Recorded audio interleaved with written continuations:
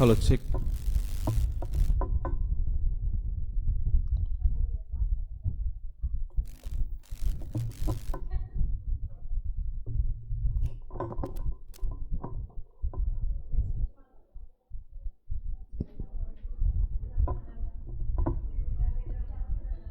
சரி, நாம் ஆரம்பிக்கலாம். கிறிஸ்து இயேசுவுக்குள் அன்பாக அழைக்கப்பட்ட அன்புக்குரிய சகோதர சகோதரிகளே, நம்முடைய பிதாவாகிய தேவனுக்கு கிறிஸ்து இயேசு மூலமாக நாம் நன்றிகளையும் ஸ்தோத்திரத்தையும் எடுத்துக் கொள்வோம்.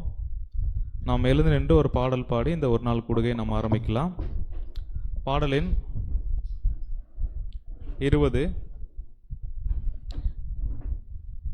யாவே உம் அருளை தாருமே என்ற பாடலை நாம் எல்லாரும் சேர்ந்து பாடுவோம்.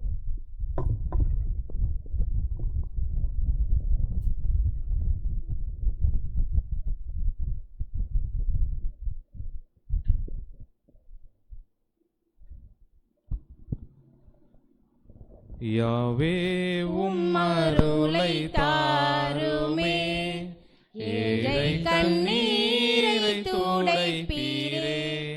யாவே உம் அருளை தாருமே, ஏழை கண்ணீரை துடைப்பீரே. தேவனே உம் தூய பர்வதத்தில் தேடியே நான் பாடி வந்தேனே. தேவனே உம் தூய பர்வதத்தில் தேடியே நான் பாடி வந்தேனே. யாவே உம் அருளை தாருமே, ஏழை கண்ணீரை துடைப்பீரே. வானம் எனது கண்ணோக்கமே, வாழ்வு தருவாய் நித்தியமும். வானமும் பூமியும் படைத்தவர், வளமும் வாழ்வும் அளிப்பாரே. வானமும் பூமியும் படைத்தவர், வளமும் வாழ்வும் அளிப்பாரே. யாவே உம் அருளை தாருமே, ஏழை கண்ணீரை துடைப்பீரே. இஸ்ரவேல் காக்கும் இனியவர், இமையாரென்றும் உறங்காரே. இந்நிழல் வலது பக்கத்திலே இறங்கி என்றும் காப்பாரே. இந்நிழல் வலது பக்கத்திலே இறங்கி என்றும் காப்பாரே. யாவே உம் அருளை தாருமே, ஏழை கண்ணீரை துடைப்பீரே. தீங்குகள் எல்லாம் விலக்குவார், தீவிரித்தே உதவுவார். பகலும் இரவும் காத்திடுவார், பாங்குடன் நின்றும் என்றுமே. பகலும் இரவும் காத்திடுவார், பாங்குடன் நின்றும் என்றுமே. யாவே உம் அருளை தாருமே, ஏழை கண்ணீரை துடைப்பீரே. சாரோனின் ரோஜா லிலி புஷ்பம், சாட்ச ஒண்ணாத காவியம். போக்கிலும் வரத்தும் என்றென்றுமே, போர்த்தனை தேனி காப்பீரே. போக்கிலும் வரத்தும் என்றென்றுமே, போர்த்தனை தேனி காப்பீரே. யாவே உம் அருளை தாருமே, ஏழை கண்ணீரை துடைப்பீரே.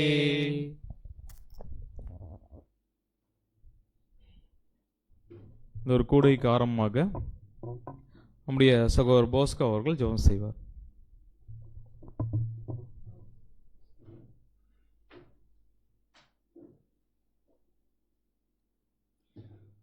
மகா இரக்கமும் கிருபையும் நிறைந்த எங்கள் அன்பின் பரலோக பிதாவே, மிக்க துதியும் கனமும் மகிமையும் உடைய மகன் இயேசு கிறிஸ்து மூலியமாக இந்த வேலையில் ஏற்றுக்கொள்கிறோம். அன்பு தகப்பனே, உங்களுடைய பிள்ளைகளை இப்படியாக ஒன்று சேர்த்து இந்த நாளிலும் உங்களுடைய வார்த்தைகளை குறித்து தியானிக்கவும் உண்மை மகிமைப்படுத்தவும் கொடுத்த இந்த நாளுக்காக மண்டியோடு ஸ்தோத்திரிக்கிறோம். அப்பா, கடந்த காலம் வரைக்கும் எங்களது கண்மணி போல் காத்து எந்த ஒரு குறைவும் சத்தியத்தில் இல்லாதபடிக்கு அநேக பாடங்களையும் அநேக காரியங்களையும் கருத்துக்களையும் எங்களுக்கு கற்றுக் கொடுத்து அதுக்காக வேண்டியோடு ஸ்தோத்திரிக்கிறோம். அப்பா, இந்த வருடத்தின் முதல் நாளிலும் கூட அநேக காரியங்களை குறித்து நாங்கள் சிந்திக்கவும் தொடர்ந்து தகப்பனை மகிமைப்படுத்தும்படியான காரியங்களில் நாங்கள் இன்னும் அதிகமாக ஆர்வமுடன் தகப்பனை உடைய வார்த்தைகளை நாடுவதற்கு ஞானத்தையும் கிருபையும் உடைய வல்லமையும் தந்து எங்களை வழிநடத்த முடியாமல் வேண்டுகிறோம். இன்றும் கூட தகப்பனை கொடுக்கிற சகோதரனை மறைத்து உடைய வார்த்தைகளை எங்களுக்கு கொடுத்து எங்களை பலப்படுத்தும்படியாக உண்மை மன்றாடுகிறோம், கெஞ்சுகிறோம். யாவும் உடைய மகன் இயேசு கிறிஸ்து மூலியமாக ஜெபிக்கிறோம் பிதாவை, ஆமென். நம்ம எல்லாம் உட்காரலாம்.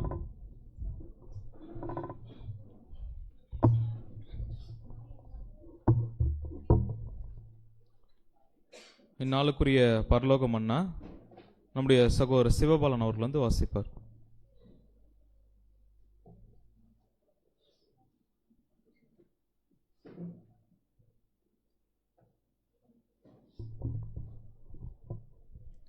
தேவனுக்கு மகிமை உண்டாதாக.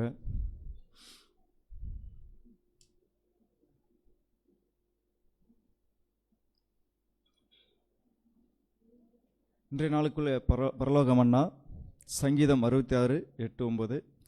ஜனங்களே, நம்முடைய தேவனை ஸ்தோத்தரித்து அவரை துதிக்கும் சத்தத்தை கேட்க பண்ணுங்கள். அவர் நம்முடைய கால்களை தள்ளாட ஒட்டாமல் நம்முடைய ஆத்துமாவை உயிரோடே வைக்கிறார். நாம் விழுந்து போகாமல் தம்முடைய கிருபையினால் நம்மை காத்து மற்றொரு வருஷத்துக்குள் நம்மை பிரவேசிக்க செய்த தேவனுக்கு நன்றி செலுத்துவோமாக.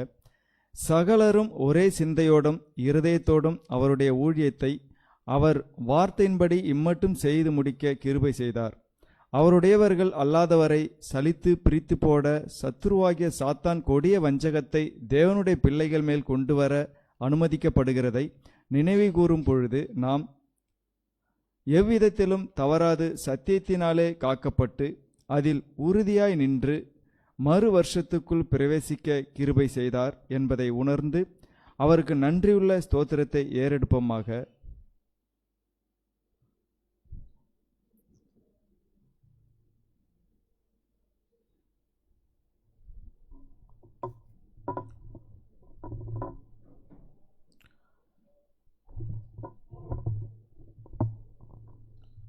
அன்புக்குரிய சகோதர சகோதரிகளே, தேவனுடைய பெரிதான கிருபை நாம் எல்லாரும் ஒன்றாக கூடி இந்த ஒரு நாளில் தேவனை மகிமைப்படுத்தும் வண்ணமாகவும் அவருடைய சத்தியங்களை நாம் தியானிப்பதற்காகவும் தேவன் நமக்கு வாய்ப்பு கொடுத்துருக்குறாங்க. ஸோ அந்த வகையில் உலகத்தாரை பொறுத்த அளவுக்கு இந்த நாள் வந்து விசேஷமான நாள், ரொம்ப சந்தோஷமான நாளாக கூட இருக்கும். ஆனால் அந்த சந்தோஷத்தினுடைய எல்லை எது வரைக்கும் அப்படின்னு பார்த்தோம்னா இந்த நாள் முடிகிற வரைக்கும் தான். ஸோ அதுக்கப்புறம் வழக்கம் போல் என்ன பண்ணுவாங்க அப்படின்னு பார்க்கும்போது அதே ஒரு கஷ்டம் துன்பம் இப்படியே என்ன பண்ணுவாங்க அப்படின்னு பார்க்கும்போது வருடங்களை போகக்கூடிய ஒரு காரியத்தை எல்லாம் இருப்பாங்க. ஸோ நான் புது சிருஷ்டிகளாகி நமக்கு தேவன் கொடுத்த ஒரு ஆசீர்வாதம் என்ன அப்படின்னு பார்க்கும்போது வருடத்தினுடைய முதல் நாள் நம்ம எப்படி இருக்கிறோமோ, அதாவது சத்தியத்திலையும் தேவனுக்காக வாழ்கிற ஒரு வாழ்க்கையிலையும், அப்படியாகவே வருடம் முழுவதும் தேவன் நம்மளை ஆசீர்வதிக்கணுன்ற ஒரு நோக்கத்துக்காகவும் இந்த நாளுக்குரிய ஒரு முதலாவது ஒரு செஷன் நம்ம ஆரம்பிக்கலாம். இந்த முதலாவது ஒரு செஷனில் நம்முடைய அன்பு சகோதரர் முத்து திண்டுக்கல்லிருந்து வந்திருக்கிறாங்க. சகோதரர் இருக்கக்கூடிய சபை வந்து பழனி. ஸோ பழனி எக்லீசியாவிலேருந்து நம்முடைய சகோதரர் வந்து நம்ம சத்திய பாடத்தை பகிர்ந்து கொள்ள வந்திருக்கிறாங்க. சகோதரையும் நம்ம என்ன பண்ணலாம் அப்படின்னு பார்க்கும்போது நம்முடைய பாண்டிச்சேரி சபையாருடைய வாழ்த்துக்களையும் அதே மாதிரி சகோதரையும் நம்ம என்ன பண்ணலாம் அப்படின்னு பார்க்க அன்போடு வரவேற்கலாம். ஸோ அது மாத்திரமல்ல, முதல் முறையாக சகோதரர் என்ன பண்ணியிருக்கிறாங்க, நம்மளை முகமுகமாய் பார்ப்பதற்கு தேவன் கிருபை செய்திருக்கிறார், அவருக்கும் நமக்கும். ஸோ இந்த நாளில் பாடத்தை எடுத்து கொடுக்கும்படி சகோதரன் நம்முடைய சார்பாக அன்போடு கேட்டுக்கொள்வோம்.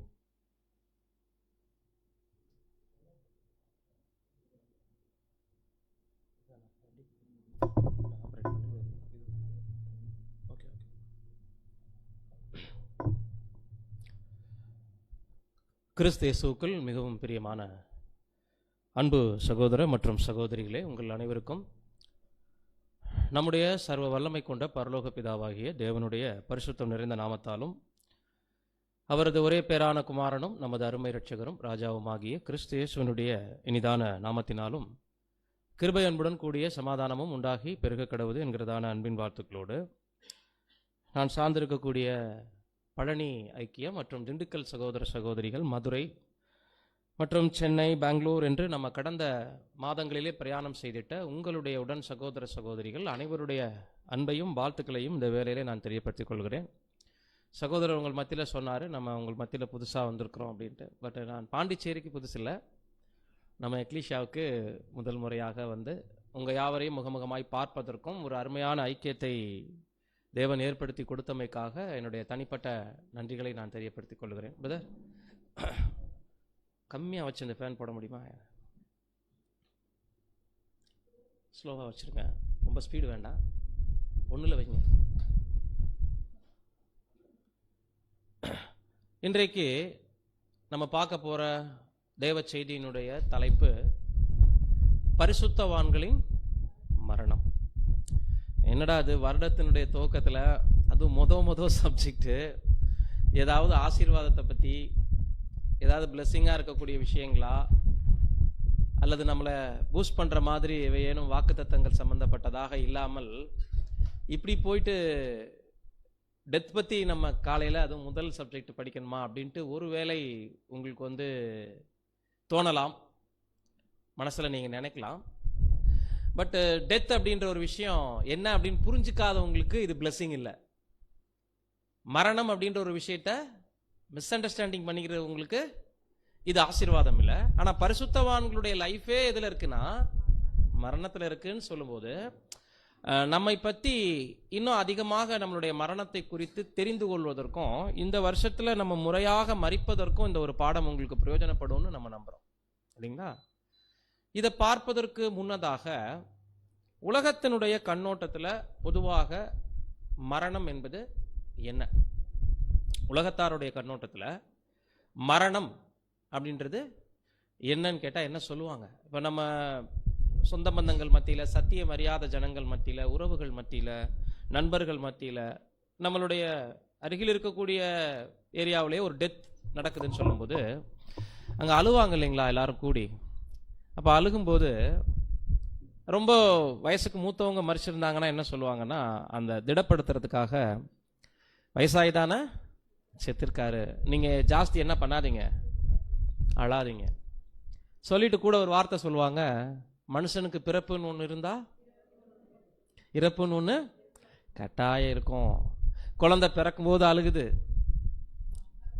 சாகும்போது நாம் அழுகிறோம். இதற்கு இடைப்பட்ட கேப்பில் கொஞ்ச நாள் தான் வாழ போகிறோம். என்ன பண்ணிடலான்னா அந்த நாளில் எவ்வளோ சந்தோஷத்தை அனுபவிக்க முடியுமோ அனுபவிச்சுட்டு சாகலான்னு சொல்லிட்டு மனுஷன் இன்னைக்கு என்ன ஒரு தியரியை உண்டாக்கி இருக்கிறான் அப்படின்னா, இது எல்லா மதத்தையும் கடந்த ஒரு கருத்து. மதங்கள் கோட்பாடுகள் வேறையா இருந்தாலும் மனிதனுடைய சிந்தையில் இன்னைக்கு என்னதான் இருக்குன்னா, வாழக்கூடிய இந்த 50-60 ஆண்டுகள் அதிகபட்சம், இன்னைக்கு 30-20 போயிடுறாங்க. ஆனால் 50-60 ஆண்டுகள் வாழ்றதுக்குள்ள சுயநலத்தோட யார் வேணாலும் ஏமாத்தி படைக்கலாம், பணங்காசுங்கிற ஒரு நோக்கத்தோடு என்ன வேணாலும் செய்யலாம், திருடலாம், கொள்ளையடிக்கலாம், லஞ்சம் வாங்கலாம், ஊழல் பண்ணலாம். ஏன்னா வாழ்க்கையே இதுக்காக தான் கொடுக்கப்பட்டிருக்குன்னு சொல்லிடுறாங்க. கொஞ்ச நாள் சந்தோஷமா இருக்கிறதுக்கு தான் கொடுக்கப்பட்டிருக்கனால என்ன வேணாலும் பண்ணலாம். இப்போ இந்த சுயநலத்தால் ஊறி இருக்கக்கூடிய இந்த ஒரு மனநிலை என்னைக்கு முடிவு வரப்போகுது அப்படின்னா, சகோதரர் ரசல் அவர்கள் குறிப்பிடும் பொழுது மகாபத்திரவத்தை நிகழ்த்த போறதே மனிதனுடைய சுயநலம் தான் சொல்றார். மகாபத்திரவத்தை பற்றி நிறைய தீர்க்க தரிசனங்கள் உங்களுக்கெல்லாம் தெரியும். பட் ஆனால் அதுக்குள்ள இருக்கக்கூடிய ஆணிவேறு, இதை எது நிகழ்த்துது அப்படின்னு கேட்டிங்கன்னா, எல்லா மனிதர்களுடைய சுயநலம், ரத்தத்தில் ஊறி போயிருக்கக்கூடிய அவங்களுடைய சுயநலம் தான் மகாபத்திரவத்தினுடைய வேர் என்று சகோதரர் ரசல் அவர்கள் குறிப்பிடுகிறார். சுயநலம் இல்லைன்னா மகாபத்திரம் இல்லைங்க, அதுக்கான ஒரு முடிவு கட்டக்கூடிய இடம் தான் மகாபத்திரவம் என்று சகோதரர் குறிப்பிடுகிறார். அப்போ இந்த மரணத்தை பற்றி இவங்க எல்லாரும் தெரிஞ்சு வச்சிருக்கிறாங்க இல்லைங்களா?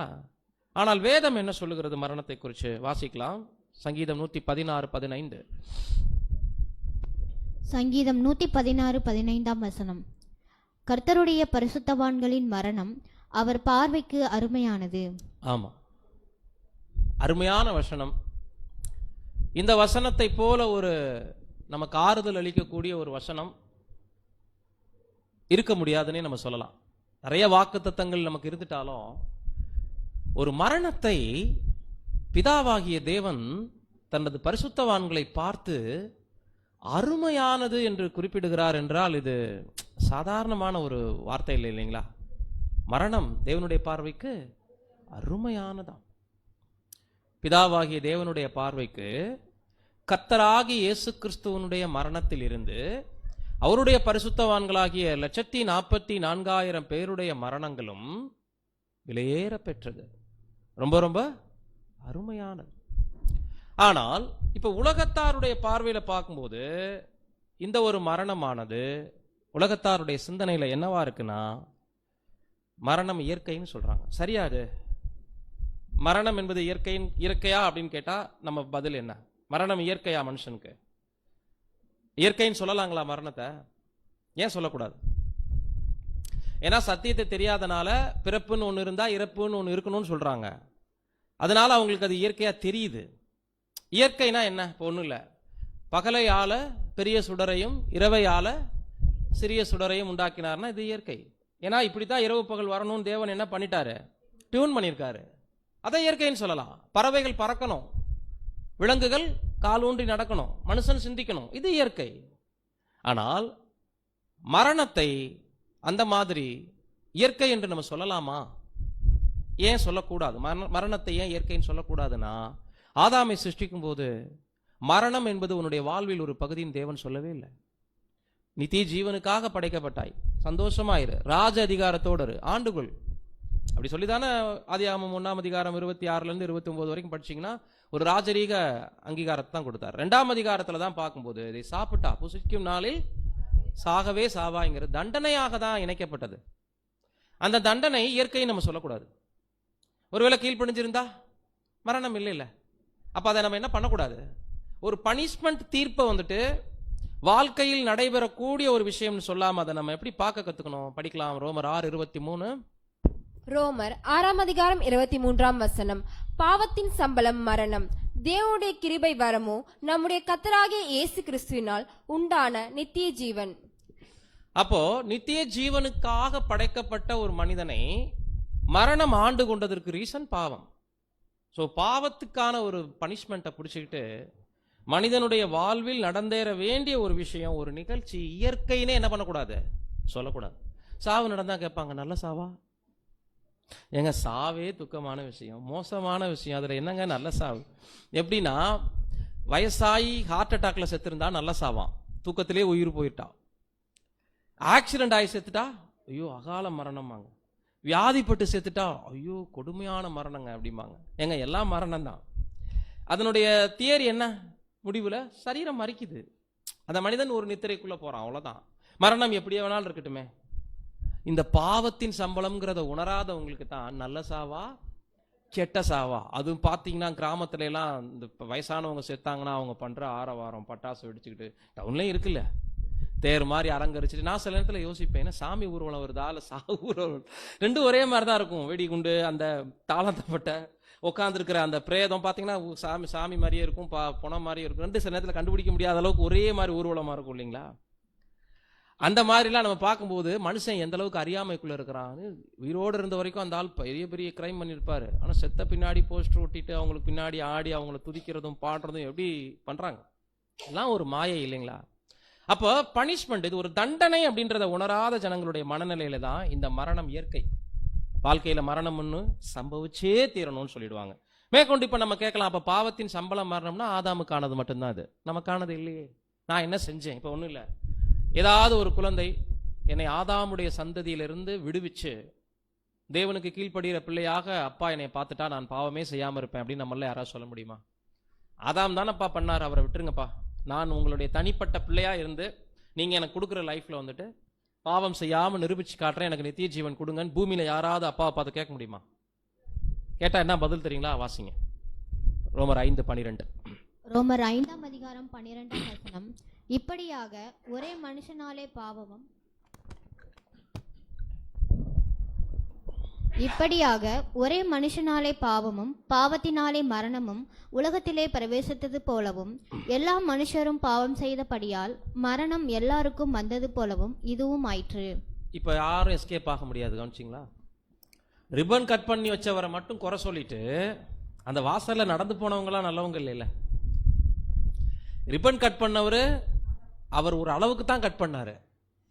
இன்னும் சொல்ல போனா அவருடைய மரணம் ஏவாளின் மீது கொண்ட ஆழ்ந்த அன்பு, அவங்கள மீட்கிறதுக்காக கூட அவர் டெத்துக்குள்ள போனாருன்னே சொல்லலாம். ஏவாளை மீட்பதற்காகவே அவர் சூசைட் பண்ணிக்கிட்டாருன்னே கூட என்ன பண்ணலாம் சொல்லலாம். அவருடைய கிரைம் நம்மளோட கம்மியா இருந்துச்சுங்கிறதுக்கு சான்று அவர் 930 வருஷம் வாழ்ந்திருக்காரு. எவ்வளவுதான், நம்ம 30 வருஷம். இப்ப யார் அதிக பாவிகள்? ஆதாம் மேல பழிய ஜாஸ்தி போட்டோம்னா அவருடைய வாழ்நாள் சுருங்குனதா நம்ம வாழ்நாள் சுருங்குனதான்னு கேட்டா என்ன பதில்? நம்ம வாழ்நாள் தான் ரொம்ப சுருங்குனது. ஏன்னா குழந்தையே பிறந்து மறிக்குது, வயிற்றுக்குள்ளேயே சாகுது. அப்ப கிரைம் எங்க பெருத்திருக்கு? நம்ம விஷயத்துல தான். அப்ப தேவன் சொல்லுவார் சிம்பிளா, அந்த பையன் ரிப்பன் தான் கட் பண்ணாரு, அந்த வாசலை தான் திறந்து வச்சாரு. நீங்க ஓடுறீங்களேப்பா, ஒருத்தர் ஓவர்டேக் பண்ணிட்டு சாவ சீக்கிரம் வாங்குறதுக்கு என்ன பண்றீங்க? காம்படிஷனா என்ன பண்ணிட்டு இருக்கிறீங்க? ஒருத்தருக்கு ஒருத்தர் போட்டி போட்டு முந்துறீங்களே. கொலை, கொள்ளை, தீவிரவாதம், வன்மம், கற்பழிப்பு, இல்லைங்களா, விபத்து. பசங்க இன்னைக்கு எவ்வளோ வாகனங்கள் ஓட்டுற விஷயத்துல கேர்ஃபுல்லா இருங்கன்னா அந்த வாலிப பசங்க கேட்கறதே இல்லை. எவ்வளோ தேவையில்லாத வீலிங் பண்ணி ஆக்சிடென்ட் ஆகுது. எல்லாமே மரணத்தை தேர்வு செய்யறதுக்கு அவங்கவுங்களா இன்னைக்கு ஏதாவது ஒரு பாதையை தெரிவு செஞ்சு போயிட்டு இருக்காங்கல்ல. அப்போ ஆதாமை மாத்திரம் குறை சொல்ல கூடாதுன்னு இந்த வசனம் சொல்லுது. எல்லா மனிதரும் பாவம் செய்தபடியால் மரணம் எல்லாருக்குள்ளும் வந்தது போல் இதுவும். தேவனுக்கு முன்பாக யாரும் வாய் திறக்க முடியாது பாருங்க. நம்ம இல்ல எங்களை ரிலீஸ் பண்ணுங்க தேவனே, நாங்க மாத்திரம் சுத்தமா வாழ்ந்து காட்டுறோனோ இல்ல, நீங்க தான்ப்பா அதிகம் பண்ணிட்டு இருக்கீங்கன்னு தேவன் சொல்லுவார் நம்மளை பார்த்து, இல்லைங்களா? சரி, இந்த இயற்கை இல்லாத மரண தீர்ப்பு, உலக ஜனம் அதை இயற்கைன்னு சொல்லிக்கிட்டோம், அவங்கள விட்டுலாம். இப்ப இயற்கைக்கு மாறுபட்ட தண்டனை தீர்ப்பாக கருதப்படுகின்ற இந்த மரணம், பொதுவாக உலக ஜனங்களுடைய மரணத்தை தான் இப்போ வரைக்கும் பார்த்துட்டு இருக்கோம். இன்னும் பரிசுத்தவான்களுடைய மரணத்துக்குள்ள போகல. உலக ஜனங்களுடைய மரணம் தேவனுடைய பார்வையில எப்படிப்பட்டதாக இருக்கு? இது தண்டனைன்னு பார்த்துட்டோம். நமது பார்வையில இது தண்டனை, உலக ஜனங்களுடைய பார்வையில இது இயற்கை. தேவனுடைய பார்வையில இந்த மரணத்தை என்ன மனநிலையிலிருந்து தேவன் கொடுக்கிறார் அப்படின்னா, அதை விரும்புகிறாரா தேவன்? பொதுவாக இந்த உலகத்தில் காணப்படக்கூடிய மரணத்தை தேவன் என்ன பண்றதில்ல, விரும்புறதில்ல. எசேக்கியேல் 18:32. எசேக்கியேல் 18:32 மனம் திரும்புங்கள், அப்பொழுது பிழைப்பீர்கள். சாகிறனை விட சாவை நான் விரும்புகிறதில்லை என்று கர்த்தராகிய ஆண்டவர் சொல்லுகிறார். இது என்ன ஒரு மனநிலை? கவனிச்சிங்களா? பிதாவாகிய தேவனுடைய மனநிலை.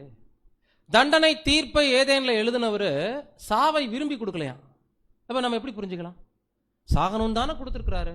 தப்பு செஞ்சா மரணம் வரணும், பாவத்தின் சம்பளம் மரணம்ன்றத எழுதி மரண சாசனத்தை எழுதியவரு சாகிறவனுடைய சாவில் என்ன இல்லைன்னு சொல்றாரு, இப்ப பிரியமில்லைன்னு சொல்றாரு. நம்ம எப்படி புரிஞ்சுக்கலாம் இப்ப பிதாவாகிய தேவனுடைய மனநிலை அப்படின்னா? ஒரு அப்பாவுக்கும் பிள்ளைக்கும் இருக்கக்கூடிய உறவில் இப்ப நம்ம பிள்ளைகளை நம்ம சிக்ஷிக்கும் போது என்ன செய்யறோம்? உலகத்துல சாட்சி இல்லாத ஒரு குழந்தையை பெற்றிருக்கிற அப்பா அம்மா, அவன் ஒரு கொலைகாரனா மாறிடுறான், தீவிரவாதியா மாறிடுறான், அப்படி வச்சுக்கோங்க, சமூக விரோதியா இருக்கிறான். அந்த தாய் தகப்பன் பிள்ளைய தண்டிங்க, உள்ள வச்சிருங்க, கொஞ்ச நாளைக்கு வெளியே விடாதீங்கன்னு போலீஸ் பார்த்து சொல்லுவாங்க. நீதிபதிகிட்ட கூட சொன்ன தாய் தகப்பன் உண்டு, என் பையனை வெளியே விட்டுறாதீங்க, அவன் ரொம்ப மோசமாயிட்டான் சொல்றாங்க. இதெல்லாம் நம்ம கேள்விப்பட்டிருக்கோம். அப்ப அந்த தாய் தந்தையினுடைய மனநிலையில அந்த பிள்ளையை வெறுக்கிறாங்கன்னு அர்த்தமா, வேணும்னே தண்டிக்கணும்னு ஆசைப்படுறாங்கன்னு அர்த்தமா? என்ன அர்த்தம்? திருந்தணுங்கிறதா அவங்களுடைய ஆசை. அப்போ ஒரு தண்டனை தீர்ப்பை எழுதிட்டதுனால அதுல தேவன் பிரியப்படுறாரு, சந்தோஷப்படுறாரு என்ன பண்ணிக்க வேண்டாம், நம்ம புரிஞ்சுக்கூடாது. ஏன்னா சாவுங்கிற ஒரு விஷயத்த மனிதன் தேர்வு செய்யணுங்கிறது தேவனுடைய ஆசை, விருப்பம் கிடையாது. அதை தெரிவு செய்யக்கூடாதுங்கிறதா. ஏன்னா 2 கனியை அப்ப முன் வச்சாரா இல்லைங்களா? நன்மை தீமை அறியத்தக்க கனி ஆகிய 2 விஷயம் இல்லைங்களா? அப்ப இன்னொரு வசனம் கூட படிங்க, எசேக்கியேல் 33:11. எசேக்கியேல் 33:11. கர்த்தராகிய ஆண்டவர் உரைக்கிறது என்னவென்றால், நான் துன்மார்க்கனுடைய மரணத்தை விரும்பாமல் துன்மார்க்கன் தன் வழியை விட்டு திரும்பி பிழைப்பதையே விரும்புகிறேன் என்று என் ஜீவனை கொண்டு சொல்லுகிறேன். இஸ்ரவேல் வம்சத்தாரே, உங்கள் பொல்லாத வழிகளை விட்டு திரும்புங்கள், நீங்கள் ஏன் சாக வேண்டும் என்கிறார் என்று. இங்க ரொம்ப டீப்பா இருக்கு இல்லைங்களா? இங்க துன்மார்க்கனே வந்துருச்சு. சாகிறவனுடைய சாவை மட்டும் இல்ல, துன்மார்க்கனுடைய மரணத்தையே தேவன் விரும்புறது இல்லையா? அவங்க எப்படியாவது வழியை விட்டு திரும்ப மாட்டாங்களோ, ஜீவனை கொண்டு சொல்றேன்னு சொல்றாரு. ஏன் நீங்க சாக வேணும்? தேவனுடைய மனநிலை பாத்தீங்களா? ஏன் சாவை தேர்வு செய்றீங்க? வேண்டாமே அது உங்களுக்கு. அப்ப துன்மார்க்கன்னா யாருங்க? பொதுவாக துன்மார்க்கம் அப்படிங்கிறது யாரை குறிப்பிடக்கூடிய வார்த்தைன்னு கேட்டா நீங்க உங்களுடைய பதில் என்ன? துன்மார்க்கன் அப்படின்னு யாரை சொல்லலாம்னு கேட்டா நம்ம என்ன சொல்லலாம்? பிரதர் சாத்தான்னு சொல்றல, நான் கேட்கறது மனுக்குலத்திலேயே கேட்கிறேன். மனிதர்களுடைய பாவ நிலையை இப்படி கேட்கிறேன். தற்காலத்தினுடைய துன்மார்க்கர்களுக்கு இது பொருந்துமா? இரண்டாம் மரணத்துக்கு போறவங்களுக்கு இது பொருந்துமா? துன்மார்க்கத்தனம்ன்றது யாருக்கு எக்ஸாக்டா பொருந்தும்? ஏன் இப்ப நமக்கு பொருந்தாதாவோ? இப்ப நடக்கிறதா அப்ப துன்மார்க்கத்தனம் இல்ல. எப்படின்னா, ராஜ்யத்துல துணிகரமாய் இரண்டாம் மரணத்துக்கு அழிக்கப்பட போறாங்க இல்லைங்களா, அவங்களுக்கான எக்ஸாம்பிள் தான் இப்ப இருக்கிற துன்மார்க்கர்கள். இன்னைக்கு இருக்கக்கூடிய துன்மார்க்கத்தனம் ராஜ்யத்துல வந்து மாறலைன்னா அவங்க தான் நிஜமான துன்மார்க்கர்கள். இப்ப இருக்கிறவங்களை நம்ம துன்மார்க்கர்கள் என்ன பண்ண முடியாது, உறுதியாக சொல்ல முடியாது. இந்த துன்மார்க்கத்தனம் அந்த துன்மார்க்கத்தனத்துக்கு ஒரு நிழல் வேணா வச்சுக்கலாம், ஒரு அடையாளம் வேணா வச்சுக்கலாம். ஏன்னா இப்ப அவங்க சத்தியத்தை அறிகிற அறிவுல பாவம் செய்யல. துன்மார்க்கரோ கொந்தளிக்கிற கடலை போல் இருக்கிறார்கள் வசனம் சொல்லுது. அப்ப அது இரண்டாம் மரணத்தை பத்தி பேசுதா முதல் மரணத்தை பத்தி பேசுதானா? இந்த காலகட்டத்தை பத்தி தான் பேசுது. கடல் சேற்றையும் அழுக்கையும் நுரைகளை தள்ளுகிறதுனா பாவத்தினுடைய வீழ்ச்சி, அதனுடைய அந்த அகோர தன்மை, பிரச்சனைகள் எழும்பிக்கிட்டே இருக்கிற அந்த அலை சத்தம், அழுக்குகள் சேற்றுகள்ன்றது பாவத்தால் அந்த விளைவுகள் வந்துகிட்டே இருக்கு. இறைச்சல் ஆயிட்டே இருக்கிற மாதிரி மனுக்குலத்தினுடைய பிரச்சனை தான் துன்மார்க்கம்னு சொல்லப்பட்டிருக்கு ஏசாயால. அப்ப இந்த துன்மார்க்கத்தனம் வரப்போற இன்னொரு துன்மார்க்கத்தனத்துக்கு முன்னடையாளமான இந்த இப்பொழுது மரிக்கக்கூடிய மரணம் ராஜ்யத்துல மனப்பூர்வமான கீழ்ப்படியாமைக்கு செல்ல போறவர்களுக்கான ஒரு எடுத்துக்காட்டு. இந்த மரணம் கர்த்தருடைய பார்வையில நித்திரை. அவள் நித்திரையா இருக்கிறாள். ஏன் புதிய ஏற்பாட்டுல எல்லா இடத்துல மரணத்தை நித்திரை என்று பயன்படுத்தினாரு? பழைய ஏற்பாட்டுல இருக்காது. ஏன் புதிய ஏற்பாட்டுல? பழைய ஏற்பாட்டிலையும் கூட இருக்கு சில இடங்கள்ல. ஆனா புதிய ஏற்பாட்டுல ஆண்டவர் மாற்று வார்த்தையை பயன்படுத்திருக்க மாட்டாரு, நித்திரைன்னு தான் சொல்லுவார். அப்படின்னா தூக்கம், மறுபடியும் எழுந்திருக்க போறாங்க அப்படிங்கறதுனாலதான் அதை என்ன சொல்றாரு, நித்திரை என்று அவர் அங்க பயன்படுத்துறதை நம்ம பார்க்கிறோம். ஆக மனுஷனுடைய பார்வையில மரணம் இயற்கை, தேவனுடைய பார்வையில் அது தண்டனை. நெக்ஸ்ட் அந்த தண்டனையை தேவன் விரும்பி கொடுத்தாரானா? இல்ல. மனிதன் மரணத்தை தேர்வு செய்யணுன்றது தேவனுடைய நோக்கம் அல்ல. தீமையை விட்டு விலகி சாகிறவனுடைய சாவை நான் விரும்புகிறதில்லை என்று தேவன் சொல்லக்கூடிய இந்த அங்கலாய்ப்பு இரண்டாம் மரணத்துக்கு போறவங்களுக்கும் சேர்த்து பொருந்தும். இரண்டாம் மரணத்தில் அழிக்கப்படக்கூடியவங்களை கூட தேவன் விரும்புறாரானா? இல்ல. எல்லாரும் கெட்டு போகாமல் மனம் திரும்பணும்னா பொறுமையோட காத்திருக்கிறாருன்னு படிக்கிறோம் புதிய ஏற்பாட்டிலையும் கூட. இதுதான் அப்பாவுடைய மனநிலை. இப்போ பாடத்தினுடைய மைய விஷயத்துக்கு நம்ம கடந்து வரும் பொழுது, கருப்பொருளுக்குள்ளாக நம்ம கடந்து வரும் பொழுது, எவ்வாறு பரிசுத்தவான்களுடைய மரணம் கர்த்தருடைய பார்வைக்கு அருமையானது. உலக ஜனங்களுடைய மரணம் அது நித்திரை, அது தண்டனை, அது ஒண்ணுமே இல்லை. அப்படிப்பட்ட மரணத்தை கூட தேவன் விரும்புறதில்ல. இரண்டாம் மரணத்துக்குள்ள அழிக்கப்பட போற உங்களுடைய மரணத்தையும் தேவன் விரும்புகிறது இல்லை. எதன் அடிப்படையில்? பரிசுத்தவான்களின் மரணம் அப்பா பிதாவாகிய தேவனுக்கு அருமையானது என்று சொல்லும் பொழுது, பரிசுத்தவான்களுடைய மரணம் ரெண்டு வகையில நம்ம பார்க்க போறோம் இன்னைக்கு. பரிசுத்தவான்களுடைய மரணம் எத்தனை வகைப்படும்? ரெண்டு. முதல் மரணம் மற்றும் இரண்டாம் மரணம் சொல்லிடக்கூடாது, அதனாலதான் கேட்டேன். இப்ப நான் எப்படி வார்த்தையை சேஞ்ச் பண்ணிக்கங்கன்னா, ஏன்னா இரண்டாம் மரணம்னாலே நமக்கு என்ன தெரியும்? செகண்ட் டெத்து, நிரந்தர அழிவு. இப்ப நம்ம வார்த்தையை சேஞ்ச் பண்ணிக்கலாம். ஆனா ரெண்டாவது மரணம்னு சொல்லிடலாம். அப்ப என்ன பண்ணிடலாம்? முதல், இப்படி சொல்லிருங்க, முதல் பிதாவாகிய தேவனுக்கு பிரியமான முதல் மரணம், பிதாவாகிய தேவனுக்கு பிரியமான இரண்டாவது மரணம். இப்ப என்ன ஆயிராது, சிக்கல்ல மாட்டிக்க மாட்டோம் இல்லைங்களா? ஏன்னா கர்த்தருக்கு பிரியமானது எத்தனை மரணம் இருக்கு? ரெண்டு இருக்கு. இரண்டாம் மரணம் அவருக்கு பிரியம் இல்லை. சாகரனுடைய சாவை தேவன் என்ன பண்றது இல்ல. முதல் மரணத்தையே விரும்பலங்க போது இரண்டாம் மரணத்தை எப்படி விரும்புவார்? ஆனா இது ஸ்பிரிச்சுவல் மரணம். பிதாவாகிய தேவன் நம்ம கிட்ட விரும்புற மரணம் எத்தனை? ரெண்டு. ரெண்டுமே ஆவிக்குரிய மரணம், பரிசுத்தவான்களுடைய மரணம் இல்லைங்களா? முதலாவது மரணம் எங்க ஆரம்பமாகுதுன்னு நினைக்கிறீங்க? மாம்ச சித்தத்தின் மரணம் என்று சொல்லக்கூடிய உடன்படிக்கை. நமது உடன்படிக்கையில் நம்ம என்ன செய்யறோமா? மாம்சத்தின் சித்தத்தை மறிக்க ஒப்பு கொடுக்கிறோம். சோ அதை டெத்துன்னு நம்ம எப்படி ஏன் சொல்றோம்? இந்த ஸ்கிரீன் நீங்க பாருங்க, பரிசுத்த ஸ்தலத்தினுடைய என்ட்ரன்ஸ் இல்லைங்களா? இந்த இடத்துல என்ன நடக்குது? பலிபீடம். ஒரு ரான்சம் என்ன பண்றாரு? பிலீவ் பண்றார். தண்ணீர் தொட்டி, கைகளையும் கால்களையும் கழுவணும், தொடர்ந்து நடத்தைகளையும் கிரியைகளையும் பிரகாரத்துல தன்னை சுத்திகரித்துக் கொள்கிறார். சரிங்களா? பிரகாரத்துல தன்னை சுத்திகரித்துக் கொள்றது எதை குறிக்கும்? பெயர் சபைக்கு வந்துட்ட போதே சில வெளிப்புறமான அசுத்தங்கள் நம்மளை விட்டு வெளியே போகுது இல்லைங்களா? சாட்சி சொல்றாங்க இல்லைங்களா? நான் அப்படி இருந்தேன், மந்திரவாதியா இருந்தேன், தீவிரவாதியா இருந்தேன், கொலை பண்ணிட்டு இருந்தேன், ஜெயில இருந்தேன், ஆண்டவர் என்னை தொட்டார், என்கிட்ட தனியா வந்து பேசினார் அப்படிலாம் சொல்றாங்க. அவங்க உணர்ச்சி வசத்துல என்ன வேணாலும் பேசட்டும். பட் அங்க ஏதோ நடக்குது இல்லைங்களா? ஒரு நன்மை என்ன நடக்குதுன்னா, விசுவாசத்தினாலே நீதிமான் ஆக்கப்படுதல் நடந்து அந்த தண்ணீர் தொட்டியில கழுவுதல் போய்கிட்டே இருந்திருக்கு. பயிர் சபையில சுத்திக்கிட்டே இருக்கும் போதே பேசிக் லெசன் கேட்கும் போது சரியான தண்ணீர் தொட்டிக்கிட்ட வந்து நின்னோம். நல்லா முகத்தை உத்து பார்த்தா நம்ம உருவம் தெரியுது, அலாலையா, குண்டு குண்டா, உள்ளி ஒல்லியா, பூரா கோணல் மாணலா தெரியுது. தண்ணீர் தொட்டி பைபிள் நம்மளுடைய உருவத்தை என்ன தேவன் என்ன பண்றாரு, காமிச்சு கொடுத்துறாரு. இப்படிதான், இதுதான் உங்களுடைய லட்சணம், இப்படித்தான் இருக்கிறீங்க அப்படின்ட்டு. அப்புறம் உத்து பார்த்து பார்த்து கையையும் காலையும் கழுவுறது, நடத்தை கிரியைகளை பேசிக் லெசன் கேட்ட அந்த 1 வருஷ காலகட்டம் என்ன பண்ணிட்டே வந்தோம், கிளீன் பண்ணிட்டே இருக்கும்போது இப்ப ஸ்கிரீனை பார்க்கிறோம். பரிசுத்த ஸ்தலத்தினுடைய திரை 5 தூண்கள் கொண்டு அழகாக 4 நிறங்கள்ல வடிவமைக்கப்பட்டு நிக்குது. காப்பர்ல அதனுடைய பாதங்கள் இருக்கு. இந்த காப்பர் பாதங்கள் குறிக்குது ஒரு பரிபூரண மனுஷீக தன்மை அல்லது ஒரு நீதிமானுக்குரிய நிலையில் புரிஞ்சுக்கணும். காப்பர்னு வந்துட்டாலே வெங்கலம்னு மொழிபெயர்த்திருக்கோம் பைபிள்கள்ல. அந்த வெங்கலம் படிக்கக்கூடாது, காப்பர் தான் அது. தாமிரம் அப்படின்னு சொல்லலாம், செம்புன்னு சொல்லலாம். இந்த காப்பர் செம்புக்கு அது மீனிங் இருக்கு. ஏன் அது ஒரு பரிபூர்ண மனிதத்தன்மைனா ஒரு பாடம் இருக்கு, தேவனுக்கு சித்தமான நம்ம பார்க்கலாம் இன்னொரு நாள். இப்ப சிம்பிளா காப்பர் வந்து ஒரு நீதிமானுக்குரிய நிலைன்னு புரிஞ்சுக்கோங்க. அதுலதான் நம்ம லைஃப் இப்ப ஸ்டார்ட் ஆகுது. பிரகாரத்துல நீதிமானாக்கப்பட்டோம் இல்லைங்களா?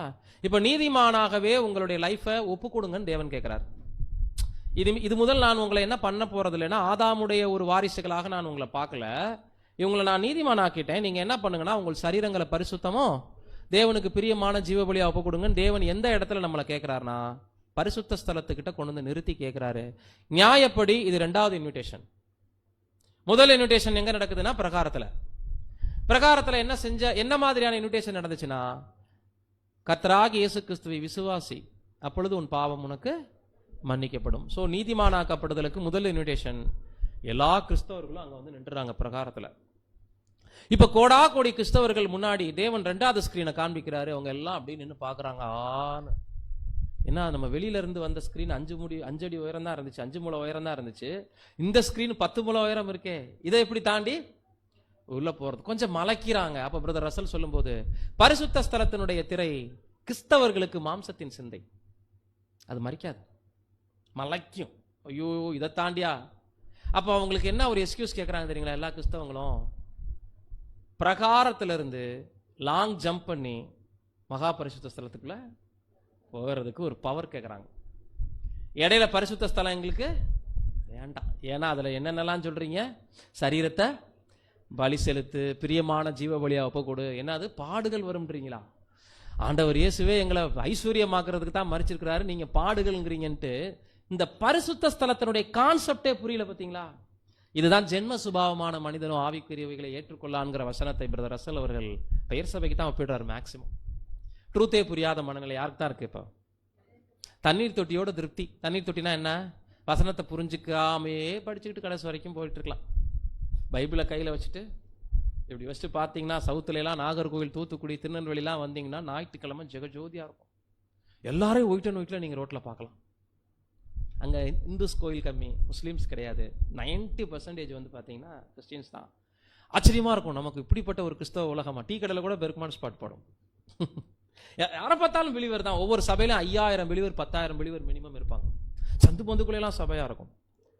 அவங்களெல்லாம் தேவன் இங்க கொண்டு வந்திருக்காரா அப்படின்னா அழைப்பு வச்சாரு. செகண்ட் இன்விடேஷன் காதுல விழுகலையா? ஃபர்ஸ்ட் வால்யூம்ல சொல்றாரு இதை குறிச்சு.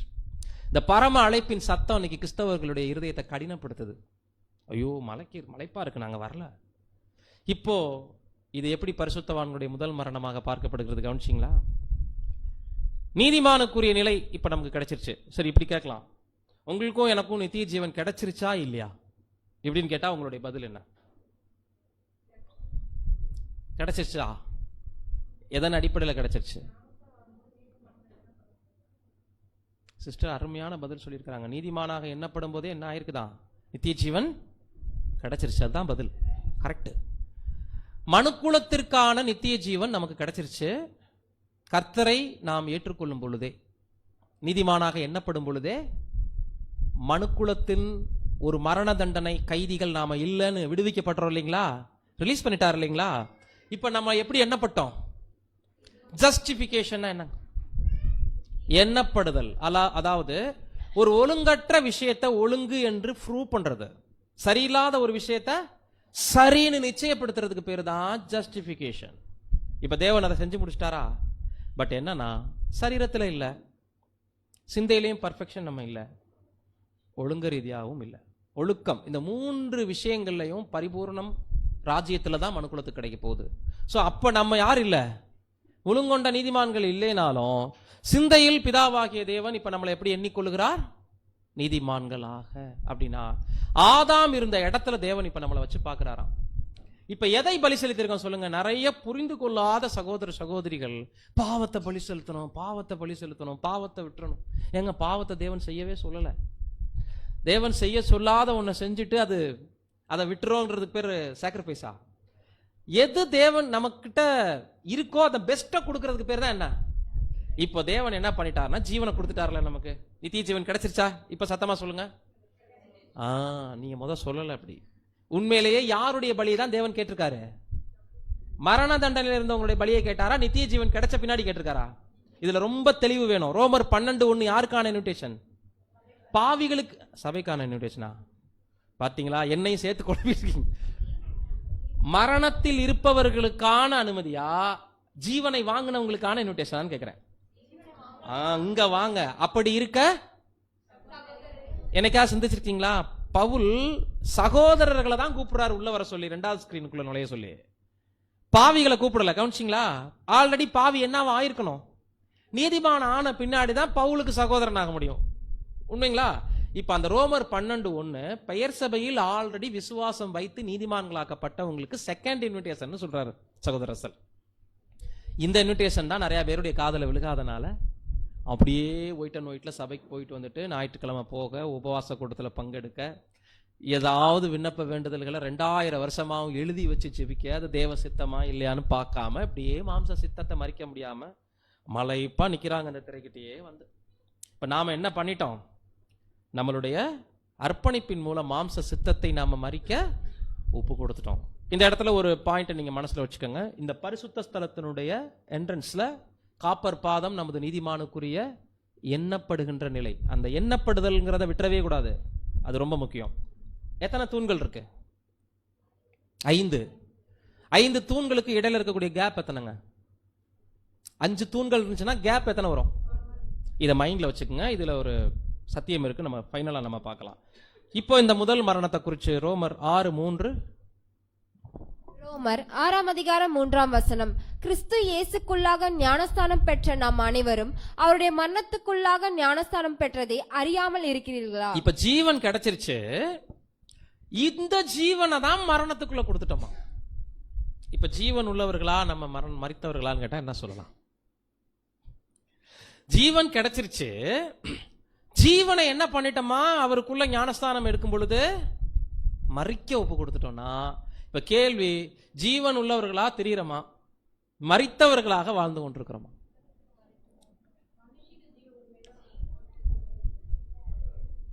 எல்லாருமே நல்ல நல்ல பதில் வேற வேற இடத்துல இருந்து கொடுக்குறீங்க, எனக்கு தான் கேட்க மாட்டீங்க. ஜீவன் கிடைச்சிருச்சு, அந்த ஜீவனை பலிபீடத்தின் மேல வச்சுட்டோம். இப்ப மரித்தவர்களாக என்னப்படுறோம். புரியுதுங்களா? வாழ்வதற்காக கிடைச்சிட்ட உரிமையை யார் வாழ்க்கையை கொடுத்தாங்களோ அவங்ககிட்டயே திருப்பி கொடுத்துட்டோம். இப்ப நாம யாரா மாறிட்டோம்? தேவனுடைய பார்வையில் மரிச்சவங்களா மாறிட்டோம். புரியுதுங்களா? இப்ப நம்ம மேல இருக்கக்கூடிய மரணம் உலகத்தாருடைய பார்வையில் மரணம் இல்லை, அது பாவத்தின் சம்பளம். உலகத்தாருடைய மரணம் பிதாவாகிய தேவனுக்கு அது பிரியமில்லாத மரணம். உங்க மரணமும் என் மரணமும் பிதாவாகிய தேவனுக்கு பிரியமானதுன்னா அந்த ஞானஸ்தானத்தை இந்த இடத்துல காட்டுறாரு. நாம எல்லாரும் ஞானஸ்தானத்துல ஒரு விஷயத்தை சொல்லிட்டோமா, இனி என் படிப்பு தேவனுக்கு, என் எதிர்காலம் தேவனுக்கு, என் திருமணம் தேவனுடையது, என் குழந்தை பிறந்தா அது தேவனுக்கு, என் படிப்பு எனக்குன்னு ஒரு கனவு, ஒரு எதிர்பார்ப்பு, ஒரு லட்சியம், ஒரு நோக்கம், நான் இருக்க வேண்டிய இடம், நான் டிசைட் பண்ணக்கூடிய வாழ்க்கை எல்லாமே என்னுடையது இனிமேல் இல்லைன்னு வச்சோம். பார்த்தீங்களா? இதுக்கு பேர் தான் மாம்ச சித்தத்தின் மரணம். புரியுதுங்களா? மாம்ச சித்தத்தின் மரணம் ரொம்ப முக்கியமானதா நமது லைவ் நேரடி மரணம் ரொம்ப முக்கியமானதா பிதாவாகிய தேவனுக்கு அப்படின்னு கேட்டா நம்ம என்ன சொல்லலாம்? இப்போ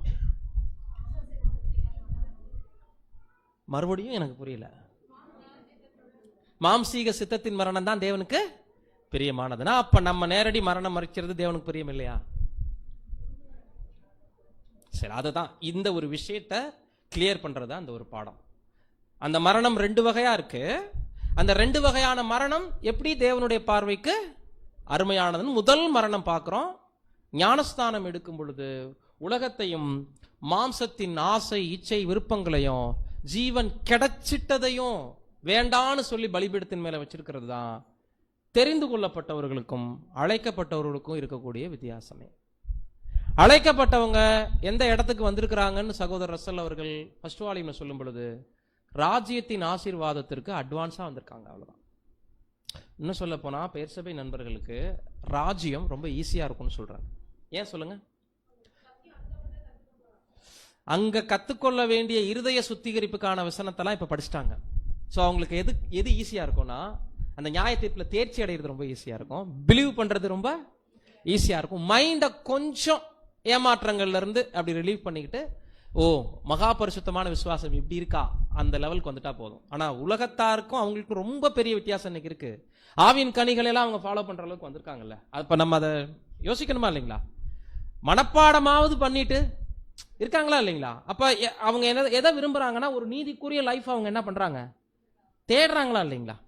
அதை நம்ம மறக்க முடியாது, மறுக்கவும் முடியாது. ராஜ்யத்துக்கு இப்பவே வந்துட்டாங்கன்னா அப்ப அவங்க எதுக்குரியவங்க? பரத்துக்குரியவங்களா பூமிக்குரியவங்களா?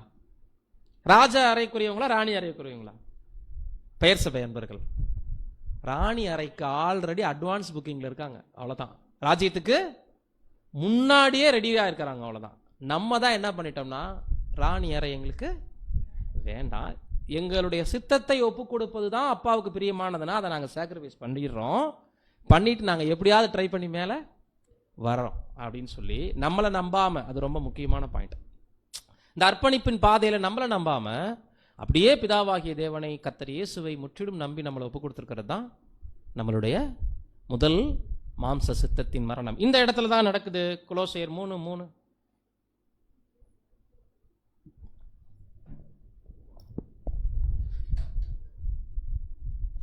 கொலோசையர் 3ஆம் அதிகாரம் 3ஆம் வசனம். கொலோசையர் 3ஆம் அதிகாரம் 3ஆம் வசனம். ஏனென்றால் நீங்கள் மரித்தீர்கள், உங்கள் ஜீவன் கிறிஸ்துவுடனே தேவனுக்குள் மறைந்திருக்கிறது. ஏன் பரிசுத்த ஸ்தலத்தினுடைய திரை பெயர் சபைக்கு தடை அப்படின்னா இந்த வசனம் நமக்கு ஒரு பதிலை கூறுகிறது. நீங்கள் மரித்தீர்கள், உங்கள் ஜீவன் தேவனுக்குள் கிறிஸ்துவுடனே மரித்திருக்கிறது தேவனுக்குள். அப்படின்னா இது ஒரு சீக்ரெட்டுங்கிறாரு, கவனிச்சிங்களா? மறைந்திருக்கிறது. மறைஞ்சிருக்கிறத எல்லாராலும் என்ன பண்ண முடியாது. இப்ப போய் பெயர் சபை நண்பர்கள்ட்ட உலகத்தார்ட்ட நாங்களாம் மறிச்சிருக்கிறோம்னு சொன்னா நம்மள என்ன பார்ப்பாங்க? ஏன் நேற்று வரைக்கும் நல்லா தானே இருந்தீங்க அப்படிம்பாங்க. இல்லைன்னா ஆஸ்பத்திரியில் எதுவும் இருந்து தப்பிச்சு வந்தீங்களா, எஸ்கேப் ஆயிட்டு வந்துட்டீங்களான்னு கேட்பாங்க. என்னடா நான் உயிரோடு இருந்துட்டு மறிச்சிட்டு இருக்கிறேன்னு சொல்லிட்டு இருக்கிறேன்னா அதான் பவுல் சொல்றாரு இல்லைங்களா, உலகத்திற்கு நாங்கள் பைத்தியம். ஏன்னா நம்ம பேசுற ஸ்லாங் எப்படி தான் இருக்கும், உங்களுக்கு புரியாது இல்லையா? நான் உலகத்தான் அல்லாதது போல அப்படின்னா இந்த உலகத்துல தானே இருக்கிறீங்க. பெயர் சபையிலாம் இருக்கும்போது இப்படி போய் பேசியிருக்கோம் சம்பந்தம் இல்லாத ஆளுகள்ட்டலாம், நான் உலகத்தான் இல்லை தெரியுமா அப்படின்னு. நான் இந்த உலகத்திலேயே இருந்துட்டு உலகத்தான் இல்லைங்கிற அப்படிம்பாங்க. பேச தெரியாம யார்கிட்ட பேசணும்னு தெரியாமலாம் பேசிட்டு இருப்போம் இல்லைங்களா? உண்மை அதுதான்.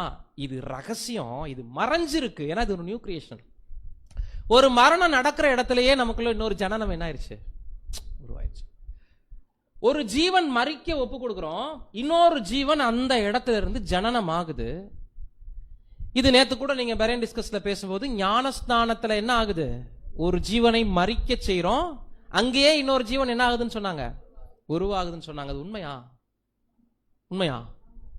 அதாவது ஞான ஸ்நானத்துல நம்ம ஒப்பு கொடுக்கும் போது ஒரு ஜீவன் மறிக்கிறது, இன்னொரு ஜீவன் உருவாகிறது உண்மைங்கிறீங்களா? அப்படின்னா ஞானஸ்தானம் எடுக்கிற தேதியை தேவன் பிக்ஸ் பண்ணி வச்சிருந்தாரா எல்லாருக்கும்? அப்புறம் அது எதன் அடிப்படையில் அது உண்மையாகும்? சகோதரருடைய கருத்து என்னன்னா, உடன்படிக்கைக்கு முன்னாடியும் ஜெனிப்பிக்கப்படுதல் நடக்கலாம், அதுக்கு பின்னாடியும் நடக்கலாம். கரு உருவாகுவதை நீங்க ஞானஸ்தானம் தன்னைக்கு தயவு செஞ்சு சொல்லிடாதீங்க. உங்களது என்னது மாம்சம் என்னைக்கு மறிக்குதோ ப்ராப்பரா அது தேவனுக்கு மட்டும்தான் தெரியும். அந்த சிந்தை ஞானஸ்தானத்துக்கு முன்னாடியும் வரலாம் பின்னாடியும் வரலாம். சரி, நான் இப்படி கேட்கிறேன். நம்ம கூட பேசிக் லெசன் கேட்கும் போதே சில சகோதரர்கள் டிராவல் பண்ணிடுவாங்க இல்லைங்களா, பெயர் சபை விட்டுருவாங்க. அனுபவம் இருக்கும் உங்களுக்கும், எனக்கு இருக்கு. அப்படிப்பட்ட சகோதரர்கள் நம்மளை விட சீலா இருப்பாங்க. பார்த்தீங்கன்னா கிளாஸ் நடக்கிற இடத்துக்கு வந்து சேர்ஸ் அரேஞ்ச் பண்ணுவாங்க.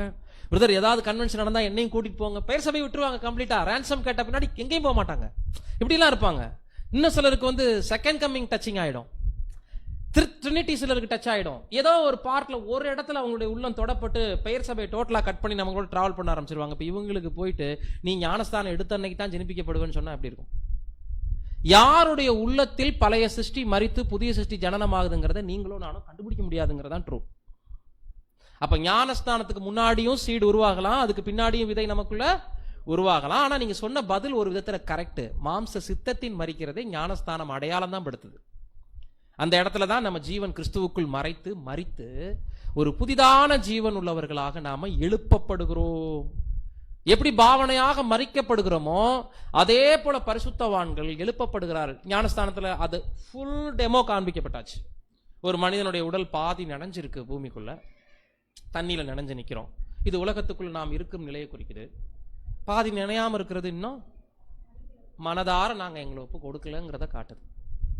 இப்ப முழுக்கி எந்திரிக்கிறது, முழுவதும் மூழ்கிறது நம்ம லைஃப் பிதாவாகிய தேவனுக்கு முற்றிலும் பிரியமாய் வாழ்ந்து நாம ஒப்பு கொடுத்துட்டு அந்த ஜீவியத்துக்கு உண்மையாய் இருந்து அப்படி எழுந்திருக்கிறது மறுபடியும் மகிமையின் உயிர்த்தெழுதல்ல நாம அழியாமையின் ஜீவன்ல பங்கெடுப்பதை நாம எழுப்பப்படுறது குறிக்குது. நம்மளை முக்கிய எழுப்பவர் கர்த்தராகிய இயேசு கிறிஸ்து இல்லைங்களா? நம்மளை மரிக்க செய்பவரும் அந்த மரணத்தை ஏற்றுக்கொள்பவரும் பிதாவாகிய தேவனுடைய சன்னிதானத்தில் அந்த மரணத்தை சமர்ப்பணம் பண்ணுகிறவரும் நம்மளை மீண்டும் ஜீவனோடு எழுந்திருக்க செய்பவரும் ஆண்டவராகிய இயேசு கிறிஸ்து, பிதாவாகிய தேவனுடைய சித்தப்படி. இதுக்கு தான் இந்த ஞான ஸ்நானமானது எப்படி இருக்கு? ஒரு சிறந்த எடுத்துக்காட்டாக காணப்படுகிறது. இவ்விதமாக நம்ம பார்க்கும் பொழுது ரோமர் 6ஆம் அதிகாரம் வசனம் 4-5 வாசிங்க. ரோமர் 6ஆம் அதிகாரம் 4ஆம் வசனம் முதல். மேலும் பிதாவின் மகிமையினாலே கிறிஸ்து மரித்தோரிலிருந்து எழுப்பப்பட்டது போல நாமும் புதிதான ஜீவனுள்ளவர்களாகி நடந்து கொள்ளும்படிக்கு அவருடைய மரணத்துக்குள்ளாகும் ஞானஸ்தானத்தினாலே கிறிஸ்துவனே கூட அடக்கம் பண்ணப்பட்டோம். என்ன வார்த்தைகள் பாருங்க! பிதாவின் மகிமையினாலே கிறிஸ்து மரித்தோரிலிருந்து எழுப்பப்பட்டது போல. இது அவருடைய நேரடியான மரணம் மற்றும் உயிர்த்தெழுதலை பத்தி பேசக்கூடிய மற்றொரு வசனம். முதல்ல நம்ம படிச்ச வசனம் ஞானஸ்தானத்தை பத்தின ஒரு சாம்பிளா பார்த்தோம். இது நிஜமான அவருடைய மரணம் மற்றும் உயிர்த்தெழுதல்.